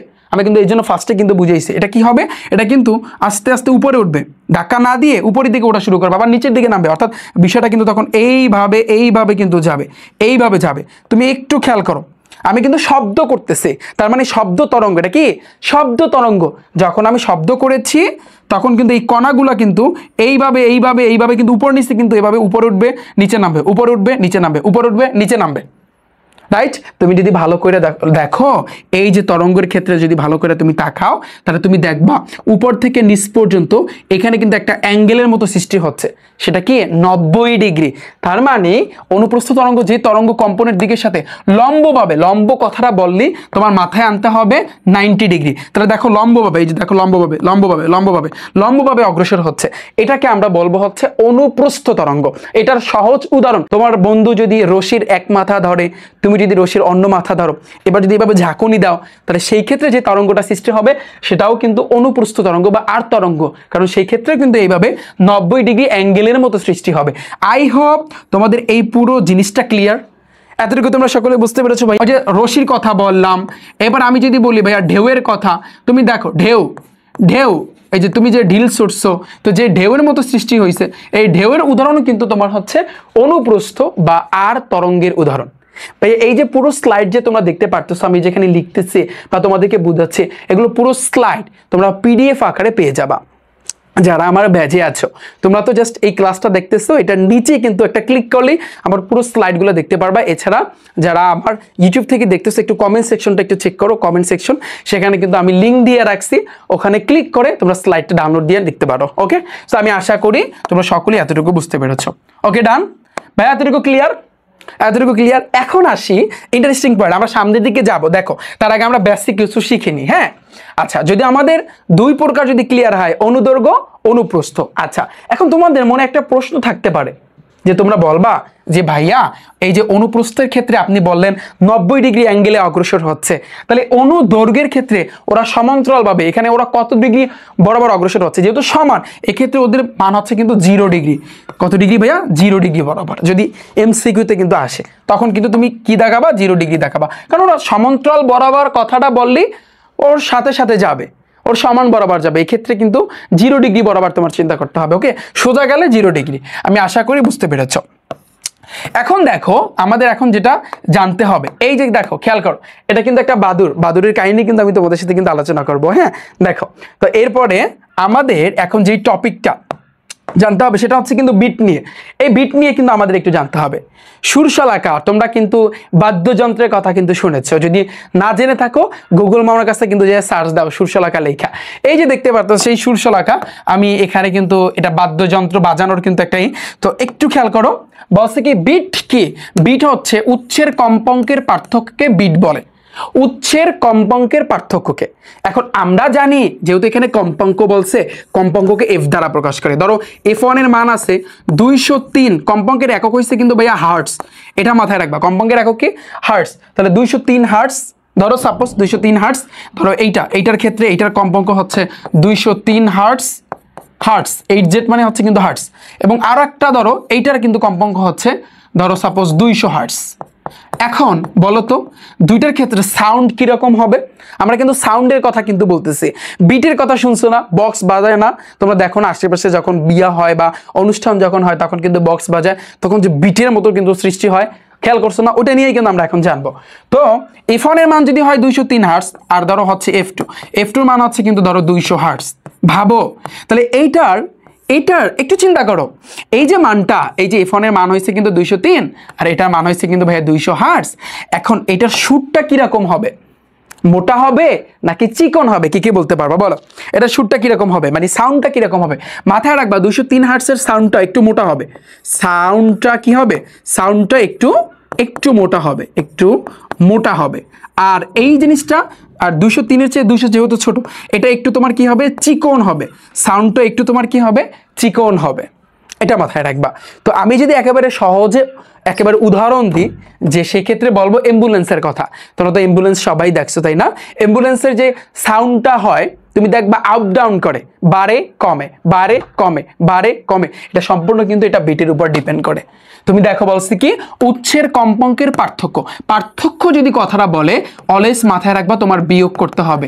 কার সাথে কার বিয়োগ? এই যে দেখো পরেরটা কিন্তু এই যে প্রথমটা ছিল 203, তাহলে আমি যদি F ইকুয়াল লিখি, তাহলে F1 থেকে যদি তুমি F2 বিয়োগ করো, F1 এর মান আছে ধরো 203 থেকে 200 তুমি যদি বিয়োগ করো, তাহলে তুমি এখানে পাবা ভাইয়া 3 হার্টসের মতো পাবা। কত পাইছো? 3 হার্টস। এটা কি আমরা বলতে পারি ভাইয়া বিট। এটাকে আমরা কি বলতে পারি? বিট।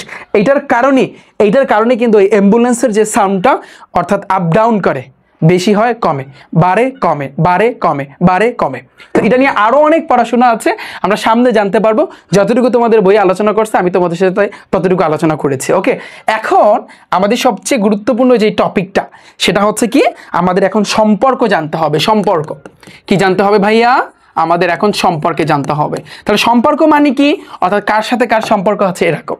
সো তুমি একটু চিন্তা করো, ফার্স্টে আমরা কম্পাঙ্ক ও পর্যায়কালের ভিতরে সম্পর্কটা আমরা জানবো। খেয়াল করো ভাইয়া, কম্পাঙ্ক ও পর্যায়কাল। তুমি জানো কম্পাঙ্ককে কি দ্বারা প্রকাশ করে? F দ্বারা। পর্যায়কালকে কি দ্বারা প্রকাশ করে? ক্যাপিটাল T দ্বারা। তাহলে ওদের ভিতরে সম্পর্ক কি? একটা ঘনিষ্ঠ সম্পর্ক আছে। তুমি দেখো তো, সেটা হচ্ছে আমি বলতে পারি F ইকুয়াল 1/T। আবার তুমি দেখো, বা তুমি আর গুণ করো, এটা নিচে কিছু নাই, মনে মনে এক চিন্তা করো। তাহলে আর FTর সাথে কিন্তু গুণ করো, জাস্ট আর গুণ করো। তাহলে FT ইকুয়াল আমি কিন্তু দিতে পারি ভাইয়া 1। আবার তুমি এখান থেকে টিটাকে রাখো, T ইকুয়াল আমি কিন্তু বলতে পারি 1/F। তার মানে এটা থেকে তুমি কি বুঝলা? F ইকুয়াল তুমি বলতে পারো 1/T, আবার T ইকুয়াল তুমি বলতে পারো ভাইয়া 1/F। এটাই হচ্ছে কিন্তু তোমার সম্পর্ক কম্পাঙ্ক এবং পর্যায়কালের ভিতর। ওকে, মাথায় থাকবে।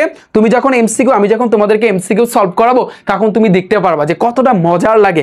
অলওয়েজ মাথায় রাখবা প্রত্যেকটা চ্যাপ্টারের, ফিজিক্স বলো, কেমিস্ট্রি বলো, হায়ার ম্যাথ বলো, যাই বলো না কেন, যে সাবজেক্টে বলো না কেন, তুমি যদি বেসিকটা স্ট্রংলি কিন্তু ধরতে পারো তোমার সাথে কেউ পারবে না। তারপর তুমি কিন্তু এমসিকিউ সৃজনশীল কিন্তু কুপাইতে পারবা। যারা আমার ব্যাজে আছো কিন্তু তোমরা কিন্তু সবাই সবাই জানো। আমি যদি তোমাদেরকে বলি, এই যে দেখো, এর পরবর্তী আজকের এই যে ক্লাসটা, এটা হচ্ছে কিন্তু বেসিক ক্লাস।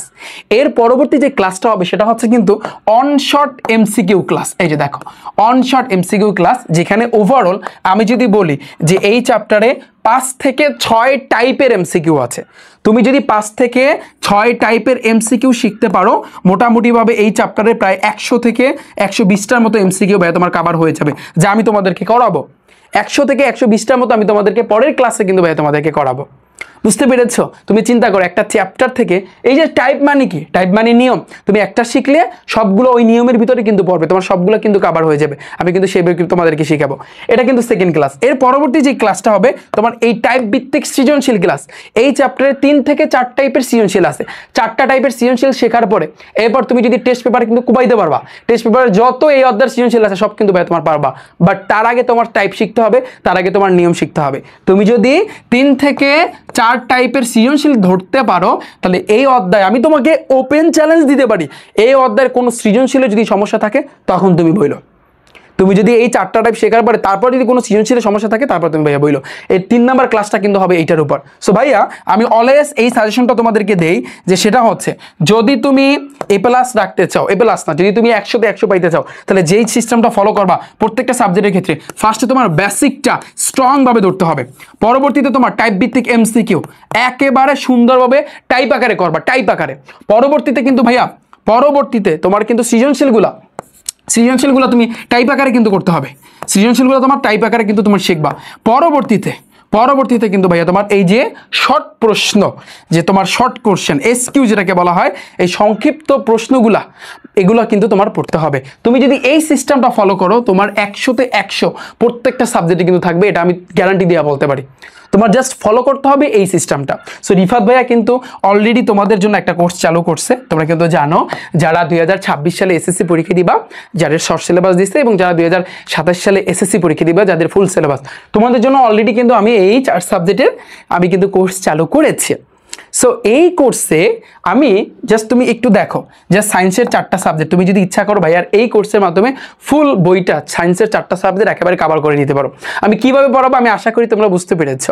যে ফার্স্টে কিন্তু আমার বেসিক ক্লাস থাকবে, তারপর টাইপ ভিত্তিক তোমার হচ্ছে অন শর্ট এমসিকিউ ক্লাস, তারপর সৃজনশীল ক্লাস, এবার শর্ট প্রশ্ন, এইভাবে কিন্তু আমি তোমাদেরকে কভার করে দিব। এবং এই কোর্সে আমি কিন্তু যখন কোর্সটা শেষ হবে তখন কিন্তু তোমাদের একটা ফাইনাল পরীক্ষা নিব।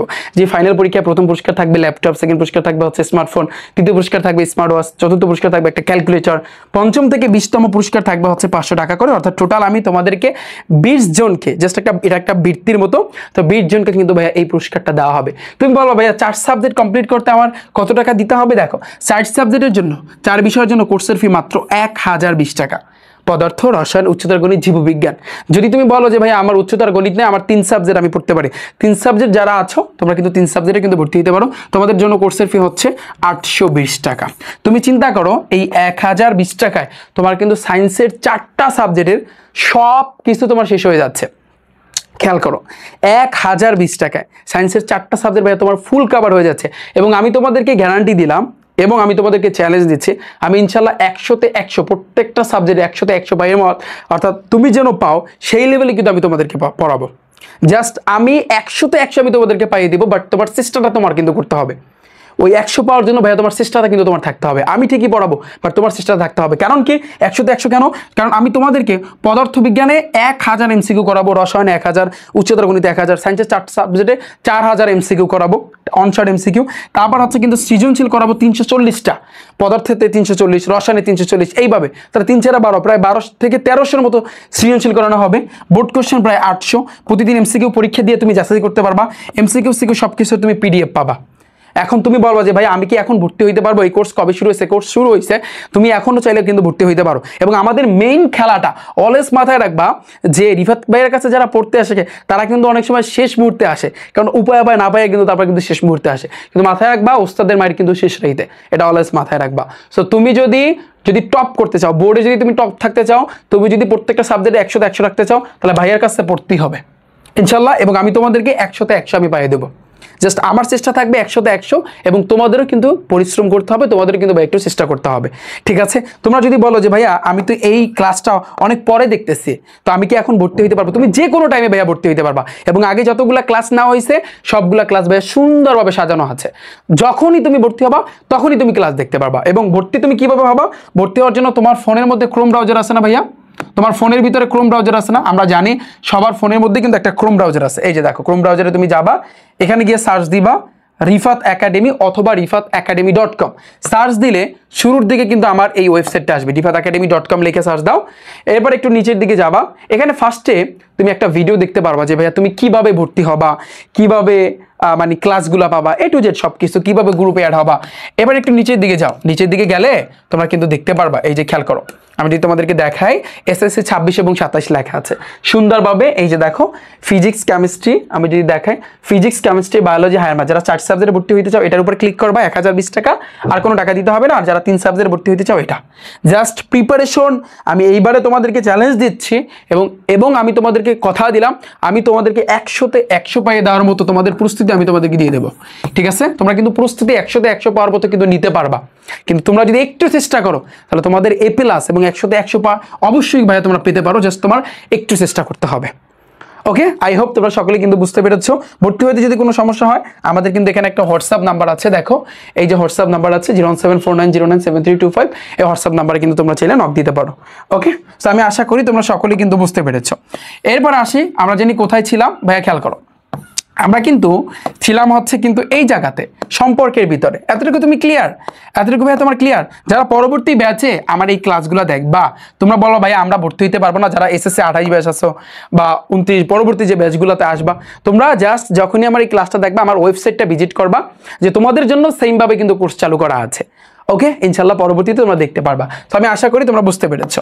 তো এখন একটু খেয়াল করো, তো এই কম্পাঙ্ক ও পর্যায়কালের ভিতরে আমরা কিন্তু সম্পর্কটা জানলাম। এখন আমরা যেটা শিখবো সেটা হচ্ছে কি, দেখো এখন আমরা তরঙ্গ, খেয়াল করো, তরঙ্গ বেগ ও হচ্ছে কি তরঙ্গ বেগ ও তরঙ্গ দৈর্ঘ্য, এটার ভিতরে আমরা এখন সম্পর্কটা চিন্তা করব।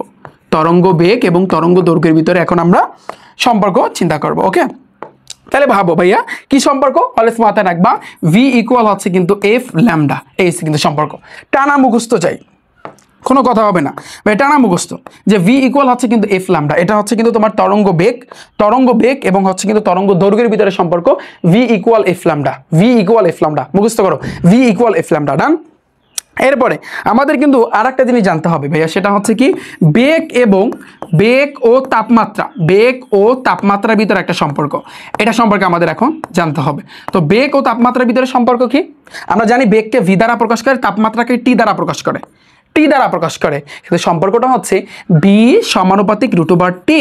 তোমরা বলবা এখানে একটা কনফিউশন থাকে স্টুডেন্টের ভিতরে যে ভাইয়া T দ্বারা তো আপনি পড়াইছেন পর্যায়কাল এতক্ষণ পর্যন্ত, শুরুতে যখন আপনি শুরু করছেন ক্লাসটা তখনও কিন্তু আপনি আমাদেরকে যে T ইকুয়াল টু √L/G আর একটা M/K পর্যায়কাল দেখাইছেন, এখন আবার এই টিটাকে বলতেছেন তাপমাত্রা। হ্যাঁ, এটাই আসলে স্টুডেন্টরা ঝামেলার ভিতরে পড়ে, তাপমাত্রাকেও T দ্বারা প্রকাশ করে, পর্যায়কালকেও T দ্বারা প্রকাশ করে, ঠিক আছে? কিন্তু ভাইয়া বেগের সাথে যখন তুমি T দেখবা তখন মাথায় রাখবা এই টিটা পর্যায়কাল না, এই টিটা হচ্ছে কিন্তু তাপমাত্রা। ওকে, তাহলে B সমানুপাতিক √T। আমি কিন্তু তোমাদেরকে দ্বিতীয় অধ্যায় বলো তৃতীয় অধ্যায় বলো, যারা আমার ক্লাসগুলো দেখোনি ইউটিউব চ্যানেল রিফাত একাডেমির উপর ক্লিক করো, প্লে লিস্টে যাও ভাইয়া, প্লে লিস্টে গেলে নিচের দিকে গেলেই তুমি দেখতে পারবা SSC ফিজিক্স লেখা এবং সামনে নবম দশম শ্রেণী লেখা আছে, ওখানে ক্লিক করে আগের ক্লাসগুলো দেখলে তুমি একটা মজা পাবা। কিরকম? এই সূত্র থেকে তুমি নিজেই কিন্তু এখন বিজ্ঞানী হইতে পারবা। এই সূত্র থেকে তোমার, এটা একটা সূত্র না, জাস্ট এটা একটা সম্পর্ক, এই সম্পর্ক থেকে তুমি এখন কিন্তু নিজেই সূত্র বানাইতে পারবা, বিজ্ঞানী তুমি নিজেই হইতে পারবা। কিরকম? তুমি দেখো কি বলছে, B সমানুপাতিক √T না, তাহলে এখান থেকে তুমি অনায়াসে এইভাবে সূত্র বানাইতে পারো, তুমি লিখতে পারো V1/V2 ইকুয়াল টু √T1/T2। এই জিনিসটা কিন্তু তুমি লিখতে পারো, যেহেতু টির উপরে কিন্তু রুট আছে, বা তোমার যদি বুঝতে ফার্স্ট টাইম কিন্তু একটু সমস্যা হয়, তুমি দেখো আমি বলতে পারি √T1/√T2। এতটুকু আমি লিখতে পারি না? অর্থাৎ যদি এইভাবে থাকে সম্পর্কটা, যদি ভাইয়া এই আকারে থাকে, তাহলে এই সম্পর্ক থেকে তুমি নিজেই কিন্তু সূত্র বানাইতে পারো। এবং এই পুরো সিস্টেমটা আমি তোমাদের গতি অধ্যায়, বল অধ্যায়, কাজ ক্ষমতা শক্তি অধ্যায় কিন্তু ধারাবাহিকভাবে কিন্তু শিখাই দিছে। যারা এগুলো জানো না যে তোমার সম্পর্ক থেকে কিভাবে সূত্র বানাইতে হয়, কিভাবে, এই যে দেখো বিয়ের সাথে কিন্তু ল্যামডার একটা সম্পর্ক আছে। হ্যাঁ, বেগ যদি তুমি 1 গুণ বাড়াও বা দ্বিগুণ বাড়াও, ল্যামডা কয় গুণ বাড়বে, এই ছোট্ট ছোট্ট বিষয় যাদের এখনো সমস্যা, এগুলো কিন্তু এমসিকিউতে বেশি আসে। হ্যাঁ, তোমরা জাস্ট একটু ধারাবাহিকভাবে ক্লাস দেখো, তাহলে তোমরা সব কিছু ভাইয়া বুঝতে পারবা। ওকে, তাহলে v1/v2 ইকুয়াল √T1/T2, যেহেতু দুইটার উপরেই রুট আছে, তাহলে আমি আলাদা আলাদা বা না লেখা আমি লিখতে পারি v1/v2 ইকুয়াল √T1/T2। একেবারে টানা মুখস্থ রাখবে এই সূত্রটা টানা মুখস্থ রাখতে হবে, বিকজ আমাদের এখান থেকে কিন্তু তোমার এমসিকিউ বলো, সৃজনশীল বলো, সব জায়গাতেই কিন্তু এই সূত্র কিন্তু তোমার অ্যাপ্লাই করতে হবে।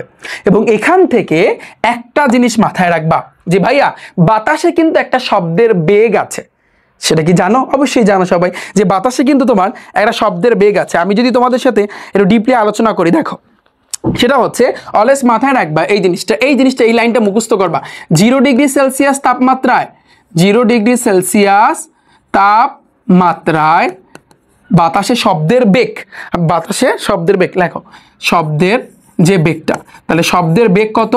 শব্দের বেগ হচ্ছে 330 metre per second.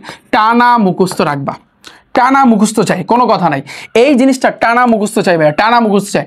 0 degree Celsius তাপমাত্রা শব্দের বেগ হচ্ছে কি 330 মিটার পার সেকেন্ড, মুখস্থ করো। 0 ডিগ্রি সেলসিয়াস তাপমাত্রা শব্দের বেগ হচ্ছে 330 metre per second. 0 degree Celsius তাপমাত্রা শব্দের বেগ 330 মিটার পার সেকেন্ড। এখন অনেকে বলে যে ভাইয়া বইয়ের ভিতরে 332 আছে, তুমি 330 দিয়া করবা, এটা একটু ঝামেলা করছে।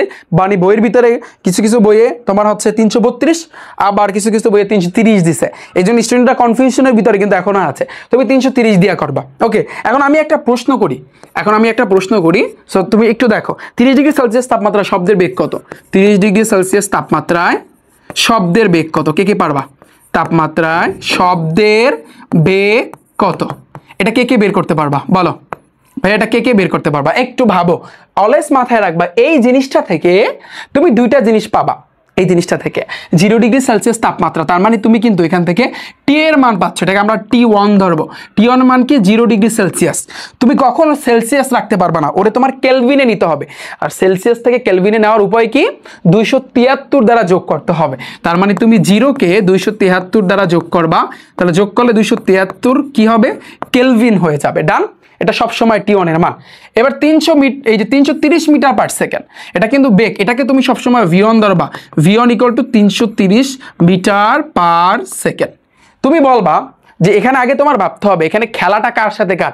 খেলাটা হবে কিন্তু তোমার তাপমাত্রা এবং বেগের সাথে। তুমি জানো তাপমাত্রা এবং বেগের সাথে যে খেলাটা খেলার জন্য আমরা একটা সূত্র মুখস্থ করছি, সেটা কি v1/v2 ইকুয়াল √T1/T2। এই কিন্তু খেলা √T1/T2, তাই না? তো আমাদের কিন্তু এই খেলাটা খেলার জন্য আমাদের এই সূত্রই কিন্তু বসাইতে হবে, যে আমরা জানি কি লিখতে হবে, আমরা জানি। তুমি কি জানো বলো? v1/v2 equal √T1/T2। অলওয়েজ মাথায় রাখবা এই ম্যাথগুলো যখন তুমি করবা তখন এই 0 ডিগ্রি সেলসিয়াস তাপমাত্রায় শব্দের বেগের মানটা মুখস্থ রাখতে হবে, কারণ এখান থেকে তুমি v1 এর মানও পাবা, T1 এর মানও পাবা।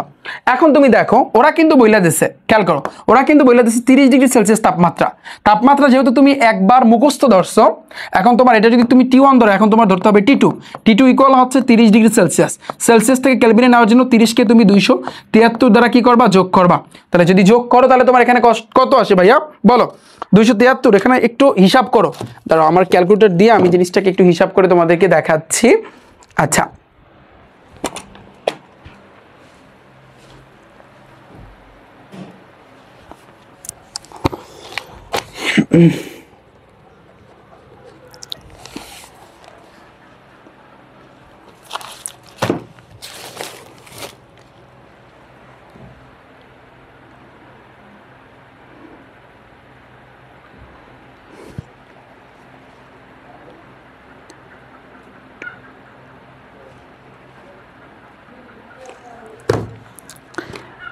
তুমি যদি 30-এর সাথে এটা যদি তুমি যোগ করো তাহলে তুমি পাবা 303, তাহলে 303 কেলভিনের মতো তুমি পাবা।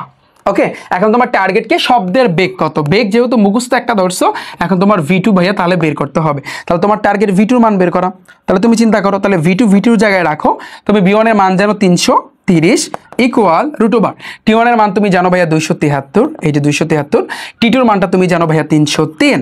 এখন তুমি যেটা করবা 330 ডিভাইডেড বাই V2, এখন এই দুইটারে তুমি কি করবা, ভাগ করো সুন্দরভাবে ভাইয়া, তুমি ভাগ করো, তাহলে তুমি পেয়ে যাবা। দেখো তাহলে আমরা এখন যেটা করব 273কে আমরা ভাগ দিব 303 দিয়ে, ঠিক আছে, নামছে কি 0. এটাকে তুমি রুট করবা 0.900, তারপর হচ্ছে কিন্তু 9। এখন এই জিনিসটাকে ভাইয়া তুমি রুট করো, তাহলে বা 330 ডিভাইডেড বাই হচ্ছে কিন্তু V2 ইকুয়াল, ভাইয়া তুমি রুট করো, তাহলে আমরা জাস্ট যদি আমরা রুট করি √, তোমার হচ্ছে 0.9009, তাহলে এটাকে রুট করলে তুমি পাবা 0.949। এটা নিচে মনে মনে এক চিন্তা করো আর গুণ করো, তাহলে V2 সাথে তুমি গুণ দিবা 0.949 ইকুয়াল 330 একে 330, তাহলে বা তুমি V2টাকে রাখো, এটা গুণ অবস্থা আছে, ওই পাশে গেলে ভাগ হয়ে যাবে 0.949, তাহলে তোমার এখানে কত আসতেছে দেখো। তাহলে আমরা যদি হিসাব করি যে 330কে তুমি ভাগ দিবা 0.949, তাহলে 347.73 মতো কিন্তু তোমার আসবে। ওকে, এই হয়েছে কিন্তু ভাইয়া তোমার শব্দের বেগের মান। ক্লিয়ার? এই অঙ্ক তুমি বুঝতে পেরেছো? যদি তুমি বুঝে থাকো তাহলে আলহামদুলিল্লাহ, তাহলে কিন্তু এই ম্যাথগুলো তোমরা পারবা। কিন্তু খেয়াল করো ভাইয়া, এইখানে এই যে মানগুলা তোমরা দেখতে পারতেছো, এই যে মানগুলা, এই মানগুলা, এই যে T1 এবং V1, এটা কিন্তু মুখস্থ মান, এটা সবসময় কিন্তু ভাইয়া তোমাদের কাজে লাগবে। ওকে, আই হোপ তোমরা বুঝতে পেরেছো। এরপর আসি নেক্সট, আমাদের কিন্তু জানতে হবে ভাইয়া এই যে দেখো শব্দ তরঙ্গ সম্পর্কে। তাহলে শব্দ তরঙ্গ মানে কি? শব্দ কি আমরা জানি, শব্দ হচ্ছে কিন্তু এক প্রকার শক্তি, এটা কিন্তু আমরা সকলেই জানি। এখন তোমাদের বইয়ের ভিতরে কিছু ইনফরমেশন দেওয়া আছে যে আমরা আসলে কতটুকু শুনতে পারবো বা কি পরিমাণ আমরা শুনতে পারবো, এখানে স্পষ্ট কিন্তু লেখা আছে।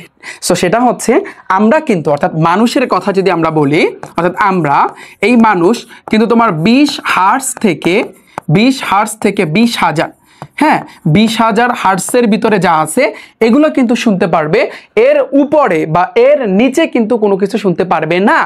ধরো 19 হার্টসের কোনো সাউন্ড শুনতে পারবে না, বা 20,100 বা 20,000 বা 21,000 হার্টস এগুলোর কিন্তু শুনতে পারবে না, এই সাউন্ডগুলা কিন্তু শুনতে পারবে না। আমার কথা বুঝতে পেরেছো? মানুষের ক্ষেত্রে হচ্ছে কিন্তু এই সীমাটা বা এই লিমিটটা কিন্তু দেওয়া আছে। পশু পাখির ক্ষেত্রে কিন্তু তোমার কিন্তু দেখা যাবে যে এগুলোর চেয়ে কম বা ওরা কিন্তু শুনতে পারে। ওকে, তো এখন এইখানে যে জিনিসটা কিন্তু ভাইয়া লেখা আছে, তুমি এই যে 20,000 হার্টসটাকে তুমি কিন্তু লিখতে পারো 20 কিলো হার্টস, এটাও তুমি লিখতে পারো। তাহলে 1 কিলোর ক্ষেত্রে কিন্তু আমরা জানি 1000, তাহলে 20 কিলো মানে হচ্ছে কি 20,000, তো 20,000 বা তুমি লিখতে পারো 20 কিলো হার্টস, তোমাদের বইয়ে কিন্তু লেখা আছে। অলওয়েজ মাথায় রাখবা যে সেটা হচ্ছে, আমি যদি তোমাদের বইয়ের ক্ষেত্রে যদি বলি যে ভাইয়া এখানে কিন্তু বলছে, যদি মাথায় রাখবা শব্দের যে কম্পাঙ্ক 20 হার্টসের যদি কম হয়, এটা মাথায় রাখবা যে শব্দের কম্পাঙ্ক এই কম্পাঙ্ক যদি এই যে 20 হার্টসের থেকে যদি কম হয়, এর থেকে যদি ভাইয়া তোমার কি হয়, কম হয়, এটাকে তুমি বলতে পারো শব্দের তর। এটাকে কি বলা হয়? এটাকে বলা হয় শব্দের তর। মুখস্থ করো, শব্দের তর কিন্তু বলা হয় শব্দের তর। কে? শব্দের তর। আরো একটা কিন্তু ভাই তোমার নাম আছে, যেটা নাম হচ্ছে ইনফ্রাসাউন্ড, বা তুমি বলতে পারো ইনফ্রাসাউন্ড বলতে পারো। ওকে, ডান? এতটুকু ক্লিয়ার? তাহলে এই কনসেপ্টটা মাথায় থাকবে যে ভাইয়া শব্দের যে কম্পাঙ্কটা আছে, শব্দের কম্পাঙ্কটা যদি তোমার 20 হার্টসের চেয়ে যদি কম হয়, এটাকে তুমি বলতে পারো শব্দের তর, বা হচ্ছে কি বলতে পারো, বা বলতে পারো হচ্ছে ইনফ্রাসাউন্ড বলতে পারো। ক্লিয়ার? এটা কিন্তু তোমাদের শর্ট প্রশ্নে কিন্তু আসবে, আবার কিন্তু সৃজনশীলে ক নাম্বার কিন্তু দিয়ে দেবে শব্দের তর বা ইনফ্রাসাউন্ড কাকে বলে, আবার এমসিকিউতে কিন্তু ভাইয়া থাকবে। ওকে, তাহলে এটা যদি 20 হার্টসের চেয়ে যদি কম হয়, আরেকটা হচ্ছে কি, আরেকটা হচ্ছে তাহলে তোমার এই যে 20 কিলো হার্টস বা 20,000 হার্টসের চেয়ে যদি বেশি হয়, তাহলে সেটাকে কি বলা হয়? সেটাকে বলা হয় তোমার শব্দোত্তর। আবার তুমি চিন্তা করো যে শব্দের কম্পাঙ্ক, এই দুইটা লাইন কিন্তু ভেরি ভেরি ইম্পর্টেন্ট।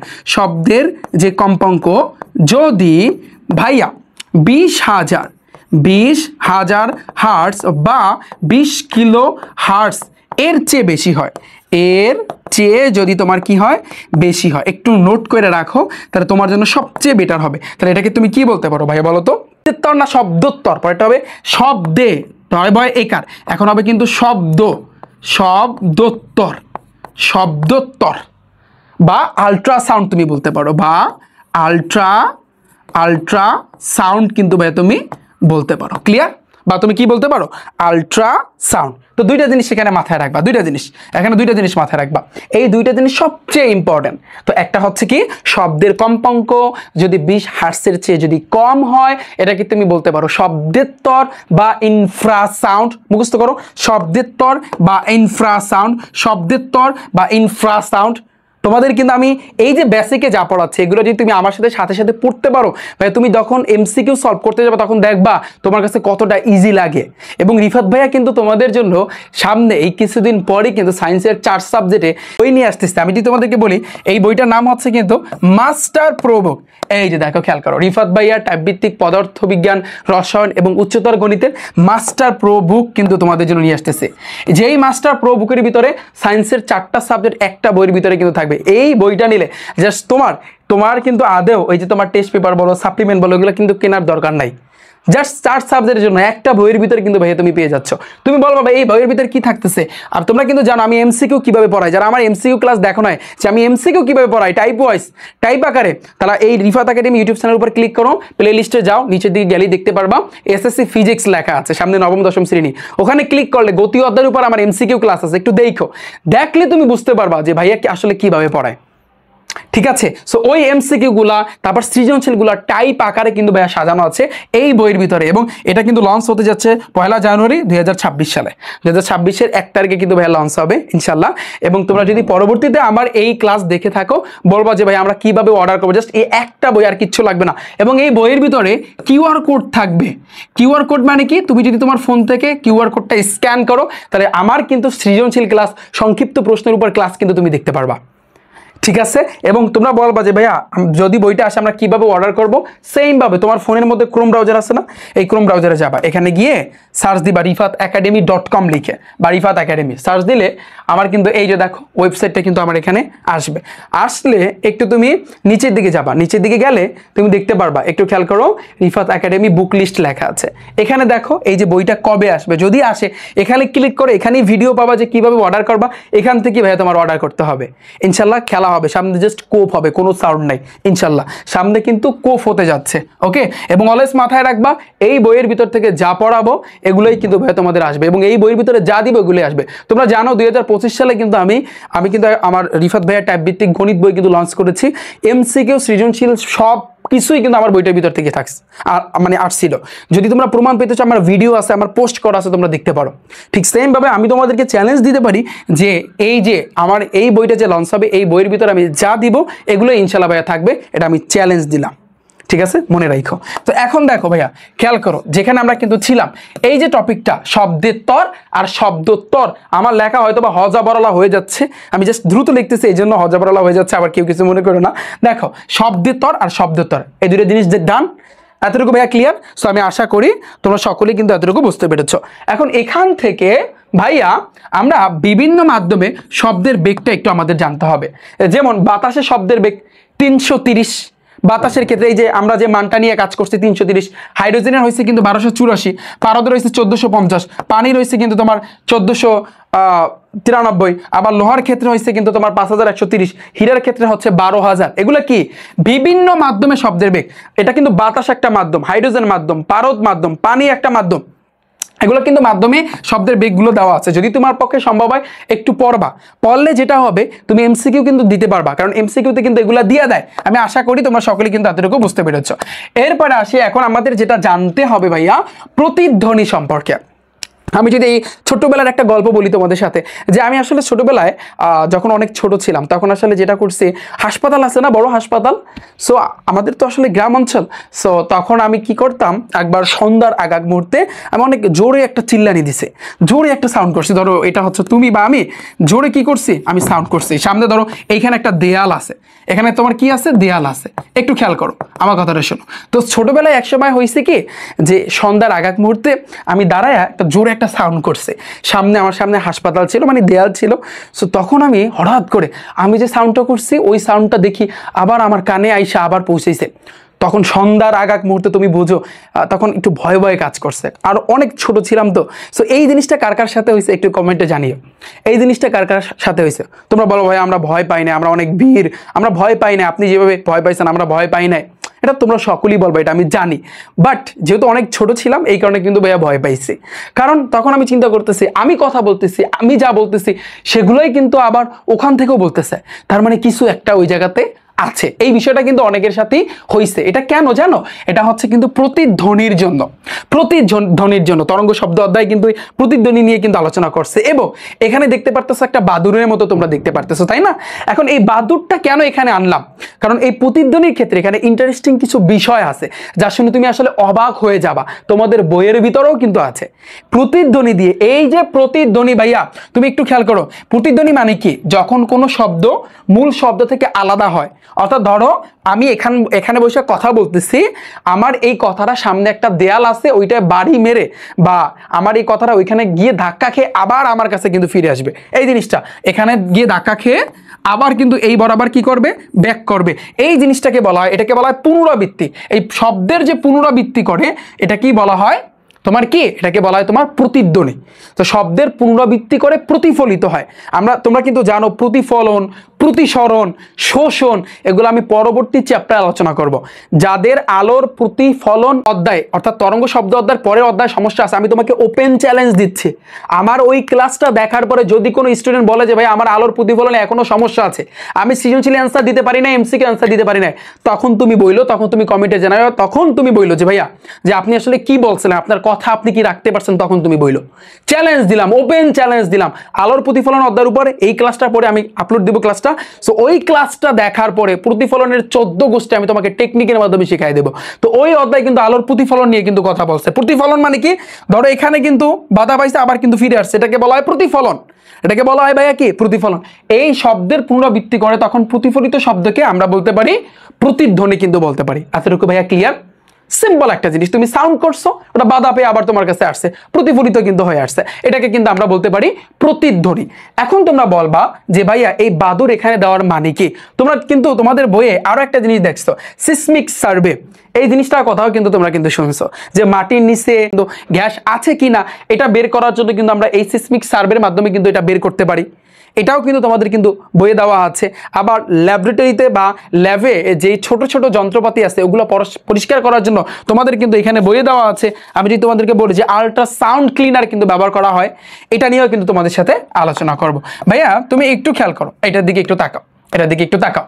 তো আমি আশা করি প্রতিধ্বনির যে বিষয়টা তোমরা বুঝতে পেরেছো, এবং প্রতিধ্বনির ক্ষেত্রে তোমাদের এখানে সূত্র আছে, সূত্রটা আমি একটু পরে আলোচনা করব, তোমাদের সাথে পরের ক্লাসে কিন্তু আলোচনা করব, জাস্ট আপাতত একটু বুঝো। এখন বাদুরের ক্ষেত্রে তোমরা দেখতে পারবা যে বাদুরের কিন্তু চোখ আছে, বাট চোখ থাকা সত্ত্বেও ও কিন্তু কি করে জানো? ও কিন্তু সাউন্ড করে, সাউন্ডের মাধ্যমে কিন্তু তারপর কিন্তু পথ চলে। রাতের বেলা কিন্তু ও সাউন্ড করে, ওই শব্দটা ধরো সাপোজ ও উড়ে যাচ্ছে, উড়ে যাওয়ার সময় ও যখন সাউন্ডটা করে, ওই সাউন্ড করার পরে ওই সাউন্ডটা সামনে যদি কোনো কিছু থাকে ওইটার সাথে ধাক্কা খেয়ে প্রতিফলিত হয়, ওর কানে কিন্তু আবার যায়। তখন কিন্তু ও বুঝতে পারে যে ও যেখান থেকে যাচ্ছে সেখান থেকে কোনো সামনে গাছ কত দূরত্বে আছে বা দেয়াল কত দূরত্বে আছে বা কোন জায়গায় কি আছে, ও কিন্তু অনুমান করতে পারে। তুমি চিন্তা করো যে সৃষ্টিকর্তার কি সৃষ্টি, কি নিখুঁত সৃষ্টি। একবার তুমি চিন্তা করো বিষয়টা যে বাদুর ওর কিন্তু চোখ আছে, চোখ থাকা সত্ত্বেও রাতের বেলা ও যখন চলাচল করে তখন কিন্তু ও যে সাউন্ডটা করে ওই সাউন্ডের মাধ্যমে কিন্তু ও পথ চলতে পারে। কেন? ওই সাউন্ডটা সামনে যাই থাকুক না কেন ওইটার সাথে গিয়ে ধাক্কা খায়, এরপর ওই ধাক্কা খাওয়ার পর ওটা প্রতিফলিত হয়ে আবার ওর কানের ভিতরে আসে, ও শুনতে পায় এবং ওই শোনার মাধ্যমে বলতে পারে যে এখান থেকে ওর সামনে যদি কোনো গাছ থাকে ওই গাছের দূরত্ব কত, ওর জায়গা থেকে যদি সামনে দেয়াল থাকে ওই দেয়ালের দূরত্ব কত, ওর জায়গা থেকে যদি অন্য কোনো কিছু থাকে ও কিন্তু সেটা বুঝতে পারে। তুমি চিন্তা করো, তুমি একবার চিন্তা করো যে আসলে ওর ভিতরে আল্লাহ তাআলা কি দিছে। তাই হোপ তোমরা সকলেই কিন্তু বুঝতে পেরেছো। এবং বাদুর প্রায় যেই শব্দটা সৃষ্টি করে সেটা হচ্ছে 100 কিলোহার্টজ কম্পাঙ্ক। তুমি চিন্তা করো বাদুরের যে শব্দের ক্ষেত্রে আমরা যদি বলি যে শব্দের যে কম্পাঙ্ক সৃষ্টি করে সেটা হচ্ছে 100 কিলোহার্টজ। যেইখানে আমরা মানুষ, যেখানে আমরা মাত্র কত 20 কিলোহার্টজ এর উপরে কিন্তু শব্দ আমরা শুনতে পাই না, সেইখানে বাদুর কিন্তু 100 কিলোহার্টজ শব্দ কি করে? তৈরি করে। চিন্তা করে, এত আমরা জীবনেও শুনবো না। তাই হোক তোমরা সকলেই কিন্তু বুঝতে পেরেছো। তোমাদের বইয়ের ভিতরে ছোট্ট জিনিসটা আছে, একটু পড়ো, একটু পড়লে এমনিতেই তুমি বুঝতে পারবা। যে এখানে কে বলছে। আই হোপ এই প্রতিধ্বনির বিষয়টা পুরোপুরি তোমাদের ডান। এরপর আসি প্রতিধ্বনির ক্ষেত্রে আমরা সিসমিক সার্ভের বিষয়টা কিন্তু দেখব, যে আসলে বিজ্ঞানীরা আসলে কিভাবে যে তারা আসলে মাটির ভিতরে কোথায় তেল বা গ্যাস আছে কিনা এটা বের করার জন্য কিন্তু ভাইয়া এই সিসমিক সার্ভে কিন্তু করা হয়। এখন এটার সিস্টেমটা কি? সিস্টেমটা একেবারে সিম্পল, তোমাদের বইয়ে কিন্তু দিয়ে দিছে যে আমরা জানি মাটির ভিতরে কিন্তু অনেকগুলো লেয়ার আছে, অনেক স্তর আছে, তাই না?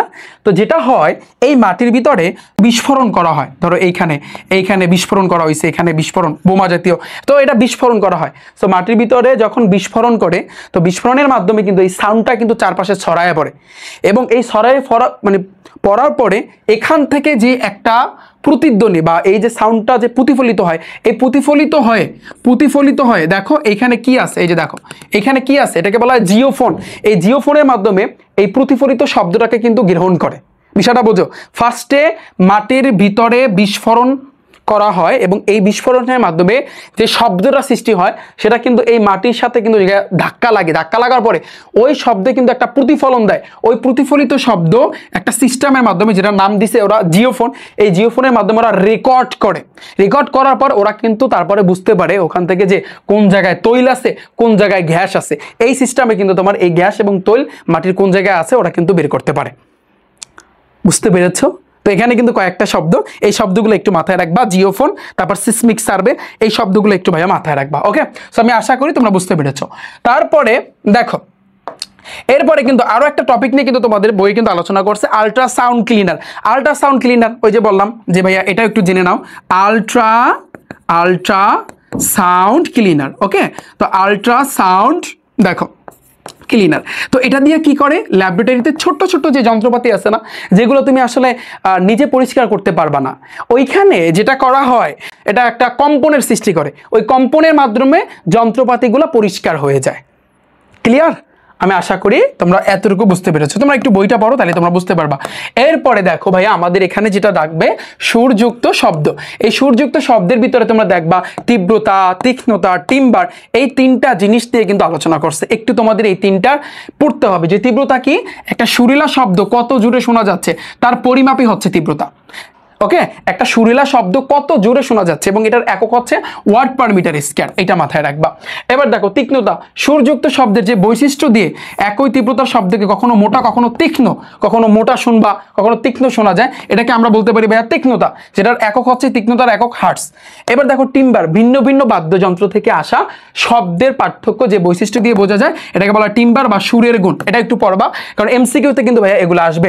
এখন এইখানে ভাইয়া মাথায় রাখবা, এই যে দেখো সুরেলা শব্দ তৈরি করার জন্য, বা আমরা যদি একটু চিন্তা করি জিনিসটা, যে নানা ধরনের বাদ্যযন্ত্র ব্যবহার করা হয়, তার ভিতরে মোটামুটি তিনটা ভাগ আছে, যেমন তার দিয়ে তৈরি বাদ্যযন্ত্র, বাতাসের প্রবাহ দিয়ে তৈরি বাদ্যযন্ত্র, আঘাত দিয়ে তৈরি বাদ্যযন্ত্র। তার দিয়ে আছে যেমন একতারা, যেখানে তোমরা এই একতারা, তারপর বেহালা, সেতার, এগুলো যদি না চিনে থাকো, গুগল মামার কাছে যে বলো যে একতারা কি, বেহালা কি, সে কিন্তু দেখাই দেবে। এগুলো কিন্তু তোমার তারের মাধ্যমে বাদ্যযন্ত্র। পরে দেখো বাতাসের প্রবাহ দিয়ে, বাতাস, যেমন বাঁশি আছে না, ফু দিয়ে কিন্তু বাঁশি বাজানো হয়, মানে কি বাতাস দিয়ে, তাহলে বাঁশি আছে, হারমোনিয়াম, এগুলো কিন্তু বাতাস দিয়ে। এবার আঘাত দিয়ে, যেমন ঢোল আছে না, বাড়ি মারার পরে কিন্তু ঢোল, তারপর তবলা, এগুলো কিন্তু আঘাতের মাধ্যমে কিন্তু শব্দ হয়ে থাকে। আই হোপ তোমরা এতটুকু ক্লিয়ারলি কিন্তু বুঝতে পেরেছো। এরপর দেখো ভাইয়া বিভিন্ন ধরনের শব্দের পরিমাণ দেওয়া আছে, এটা কিন্তু তোমাদের বইয়ের ভিতরে একেবারে লাস্টের পার্ট, শব্দের দূষণে কিন্তু দেওয়া আছে, যে জেট ইঞ্জিনের ক্ষেত্রে শব্দের পরিমাণ হচ্ছে 110 থেকে 140 ডেসিবেল, এটাকে বলা হয় ডেসিবেল। আবার ট্রাফিকের ক্ষেত্রে 80 থেকে 90 ডেসিবেল, গাড়ির ক্ষেত্রে 60 থেকে 80 ডেসিবেল, টেলিভিশনের ক্ষেত্রে এত, কথাবার্তা, নিঃশ্বাসের ক্ষেত্রে এত, বাবার মশার পাখার শব্দ হচ্ছে কিন্তু 0 ডেসিবেল। এই কথা একটু মাথায় রাখবা, অনেক সময় তোমার এমসিকিউতে আসতে পারে ভাইয়া। আই হোপ তোমাদের পুরোপুরি এই চ্যাপ্টারটা একেবারে পানির মতো সহজ হয়ে গেল, রাইট? এরপরে যা থাকতেছে এগুলা পরবর্তী ক্লাসে আমরা কিন্তু এই এমসিকিউ বলো, দেখো টাইপ ওয়াইজ আমরা যদি এমসিকিউগুলো করি, যেগুলো বিভিন্ন বোর্ডে আসছে, তারপর হচ্ছে স্কুলে আসছে, এগুলো যদি আমরা করি, তাহলে কিন্তু একেবারে ফুল খতম হয়ে যাবে, একেবারে পানির মতো সহজ লাগবে। এবং ইনশাআল্লাহ ভাইয়া আমার এই ব্যাচে আমি তোমাদেরকে একেবারে আমরা টেস্ট পরীক্ষার পরে, টেস্ট তোমাদের যারা ক্লাস 10-এ আছো যারা 2026 সালে এসএসসি পরীক্ষা দিবা, তোমাদের এই যে টেস্ট পরীক্ষার আগেই কিন্তু আমাদের শর্ট সিলেবাসে যা আছে সবগুলো আমরা কিন্তু এই টাইপ বলো, তারপর হচ্ছে কিন্তু সৃজনশীলের টাইপ বলো, এমসিকিউ টাইপ বলো, এগুলো কিন্তু আমরা আগে কভার করবো। টেস্ট পরীক্ষার পর খেলা শুরু হবে, কারণ ওর পর কিন্তু আমরা আমাদের এই যে স্কুলের কোশ্চেনগুলো, তারপর হচ্ছে বিভিন্ন বিগত বছরের যে কোশ্চেনগুলো উড়াদুরা প্র্যাকটিস হবে। ওকে, টেস্ট পেপার সলভিং ক্লাস কিন্তু ভাই শুরু হবে টেস্ট পরীক্ষার পর। সো তোমরা চাইলে কিন্তু ভর্তি হতে পারো ভাই। আমি তোমাদেরকে যে চ্যালেঞ্জটা দিয়েছি ইনশাল্লাহ এই চ্যালেঞ্জটা ইনশাল্লাহ আমি তোমাদেরকে আঁকবো, ঠিক আছে? এই 100তে প্রত্যেকটা সাবজেক্ট আমি 100 তোমাদেরকে পাইয়ে দেবো। জাস্ট আমি সম্পূর্ণ তোমাদেরকে গুছিয়ে পড়াই দেবো, বাট তোমার একটু কষ্ট করতে হবে। আমি আশা করি আজকের ক্লাসটা তোমাদের কাছে পানি কি না একটু আমাকে কমেন্টে জানাও। আর যারা ভর্তি হইতে চাও তোমরা ওই রিফাত একাডেমি ইউটিউব চ্যানেল মানে হচ্ছে rifatacademy.com আমার ওয়েবসাইটটাতে যাও, ওখানে গেলে তোমরা সব কিছু কিন্তু জানতে পারবা। ওকে, ক্লিয়ার? এতটুকু ভাইয়া ক্লিয়ার? বলো পুরো জিনিসটা পানি বলো। তো আমরা কিন্তু আজকে কি কি শিখলাম? শব্দ তরঙ্গ, প্রতিধ্বনি, বেগের পার্থক্য, শব্দের ব্যবহার, সুরযুক্ত শব্দ, শব্দের দূষণ, এগুলো কিন্তু আমাদের অল ওভার ডান। সো এই ছিল আজকের ক্লাস। কেমন লেগেছে একটু সবাই কমেন্টে জানাবা, এবং পরবর্তী কোন চ্যাপ্টারের উপর তোমরা ক্লাস চাচ্ছ, এবং পরবর্তী ক্লাসটা কিন্তু পরের অধ্যায়ের উপর কিন্তু হবে। সাথে তাই কেউ রিফাত একাডেমি ইউটিউব চ্যানেল এবং ফেসবুক পেজের। দেখা হচ্ছে ভাইরা তোমাদের সাথে পরবর্তীতে। আল্লাহ হাফেজ।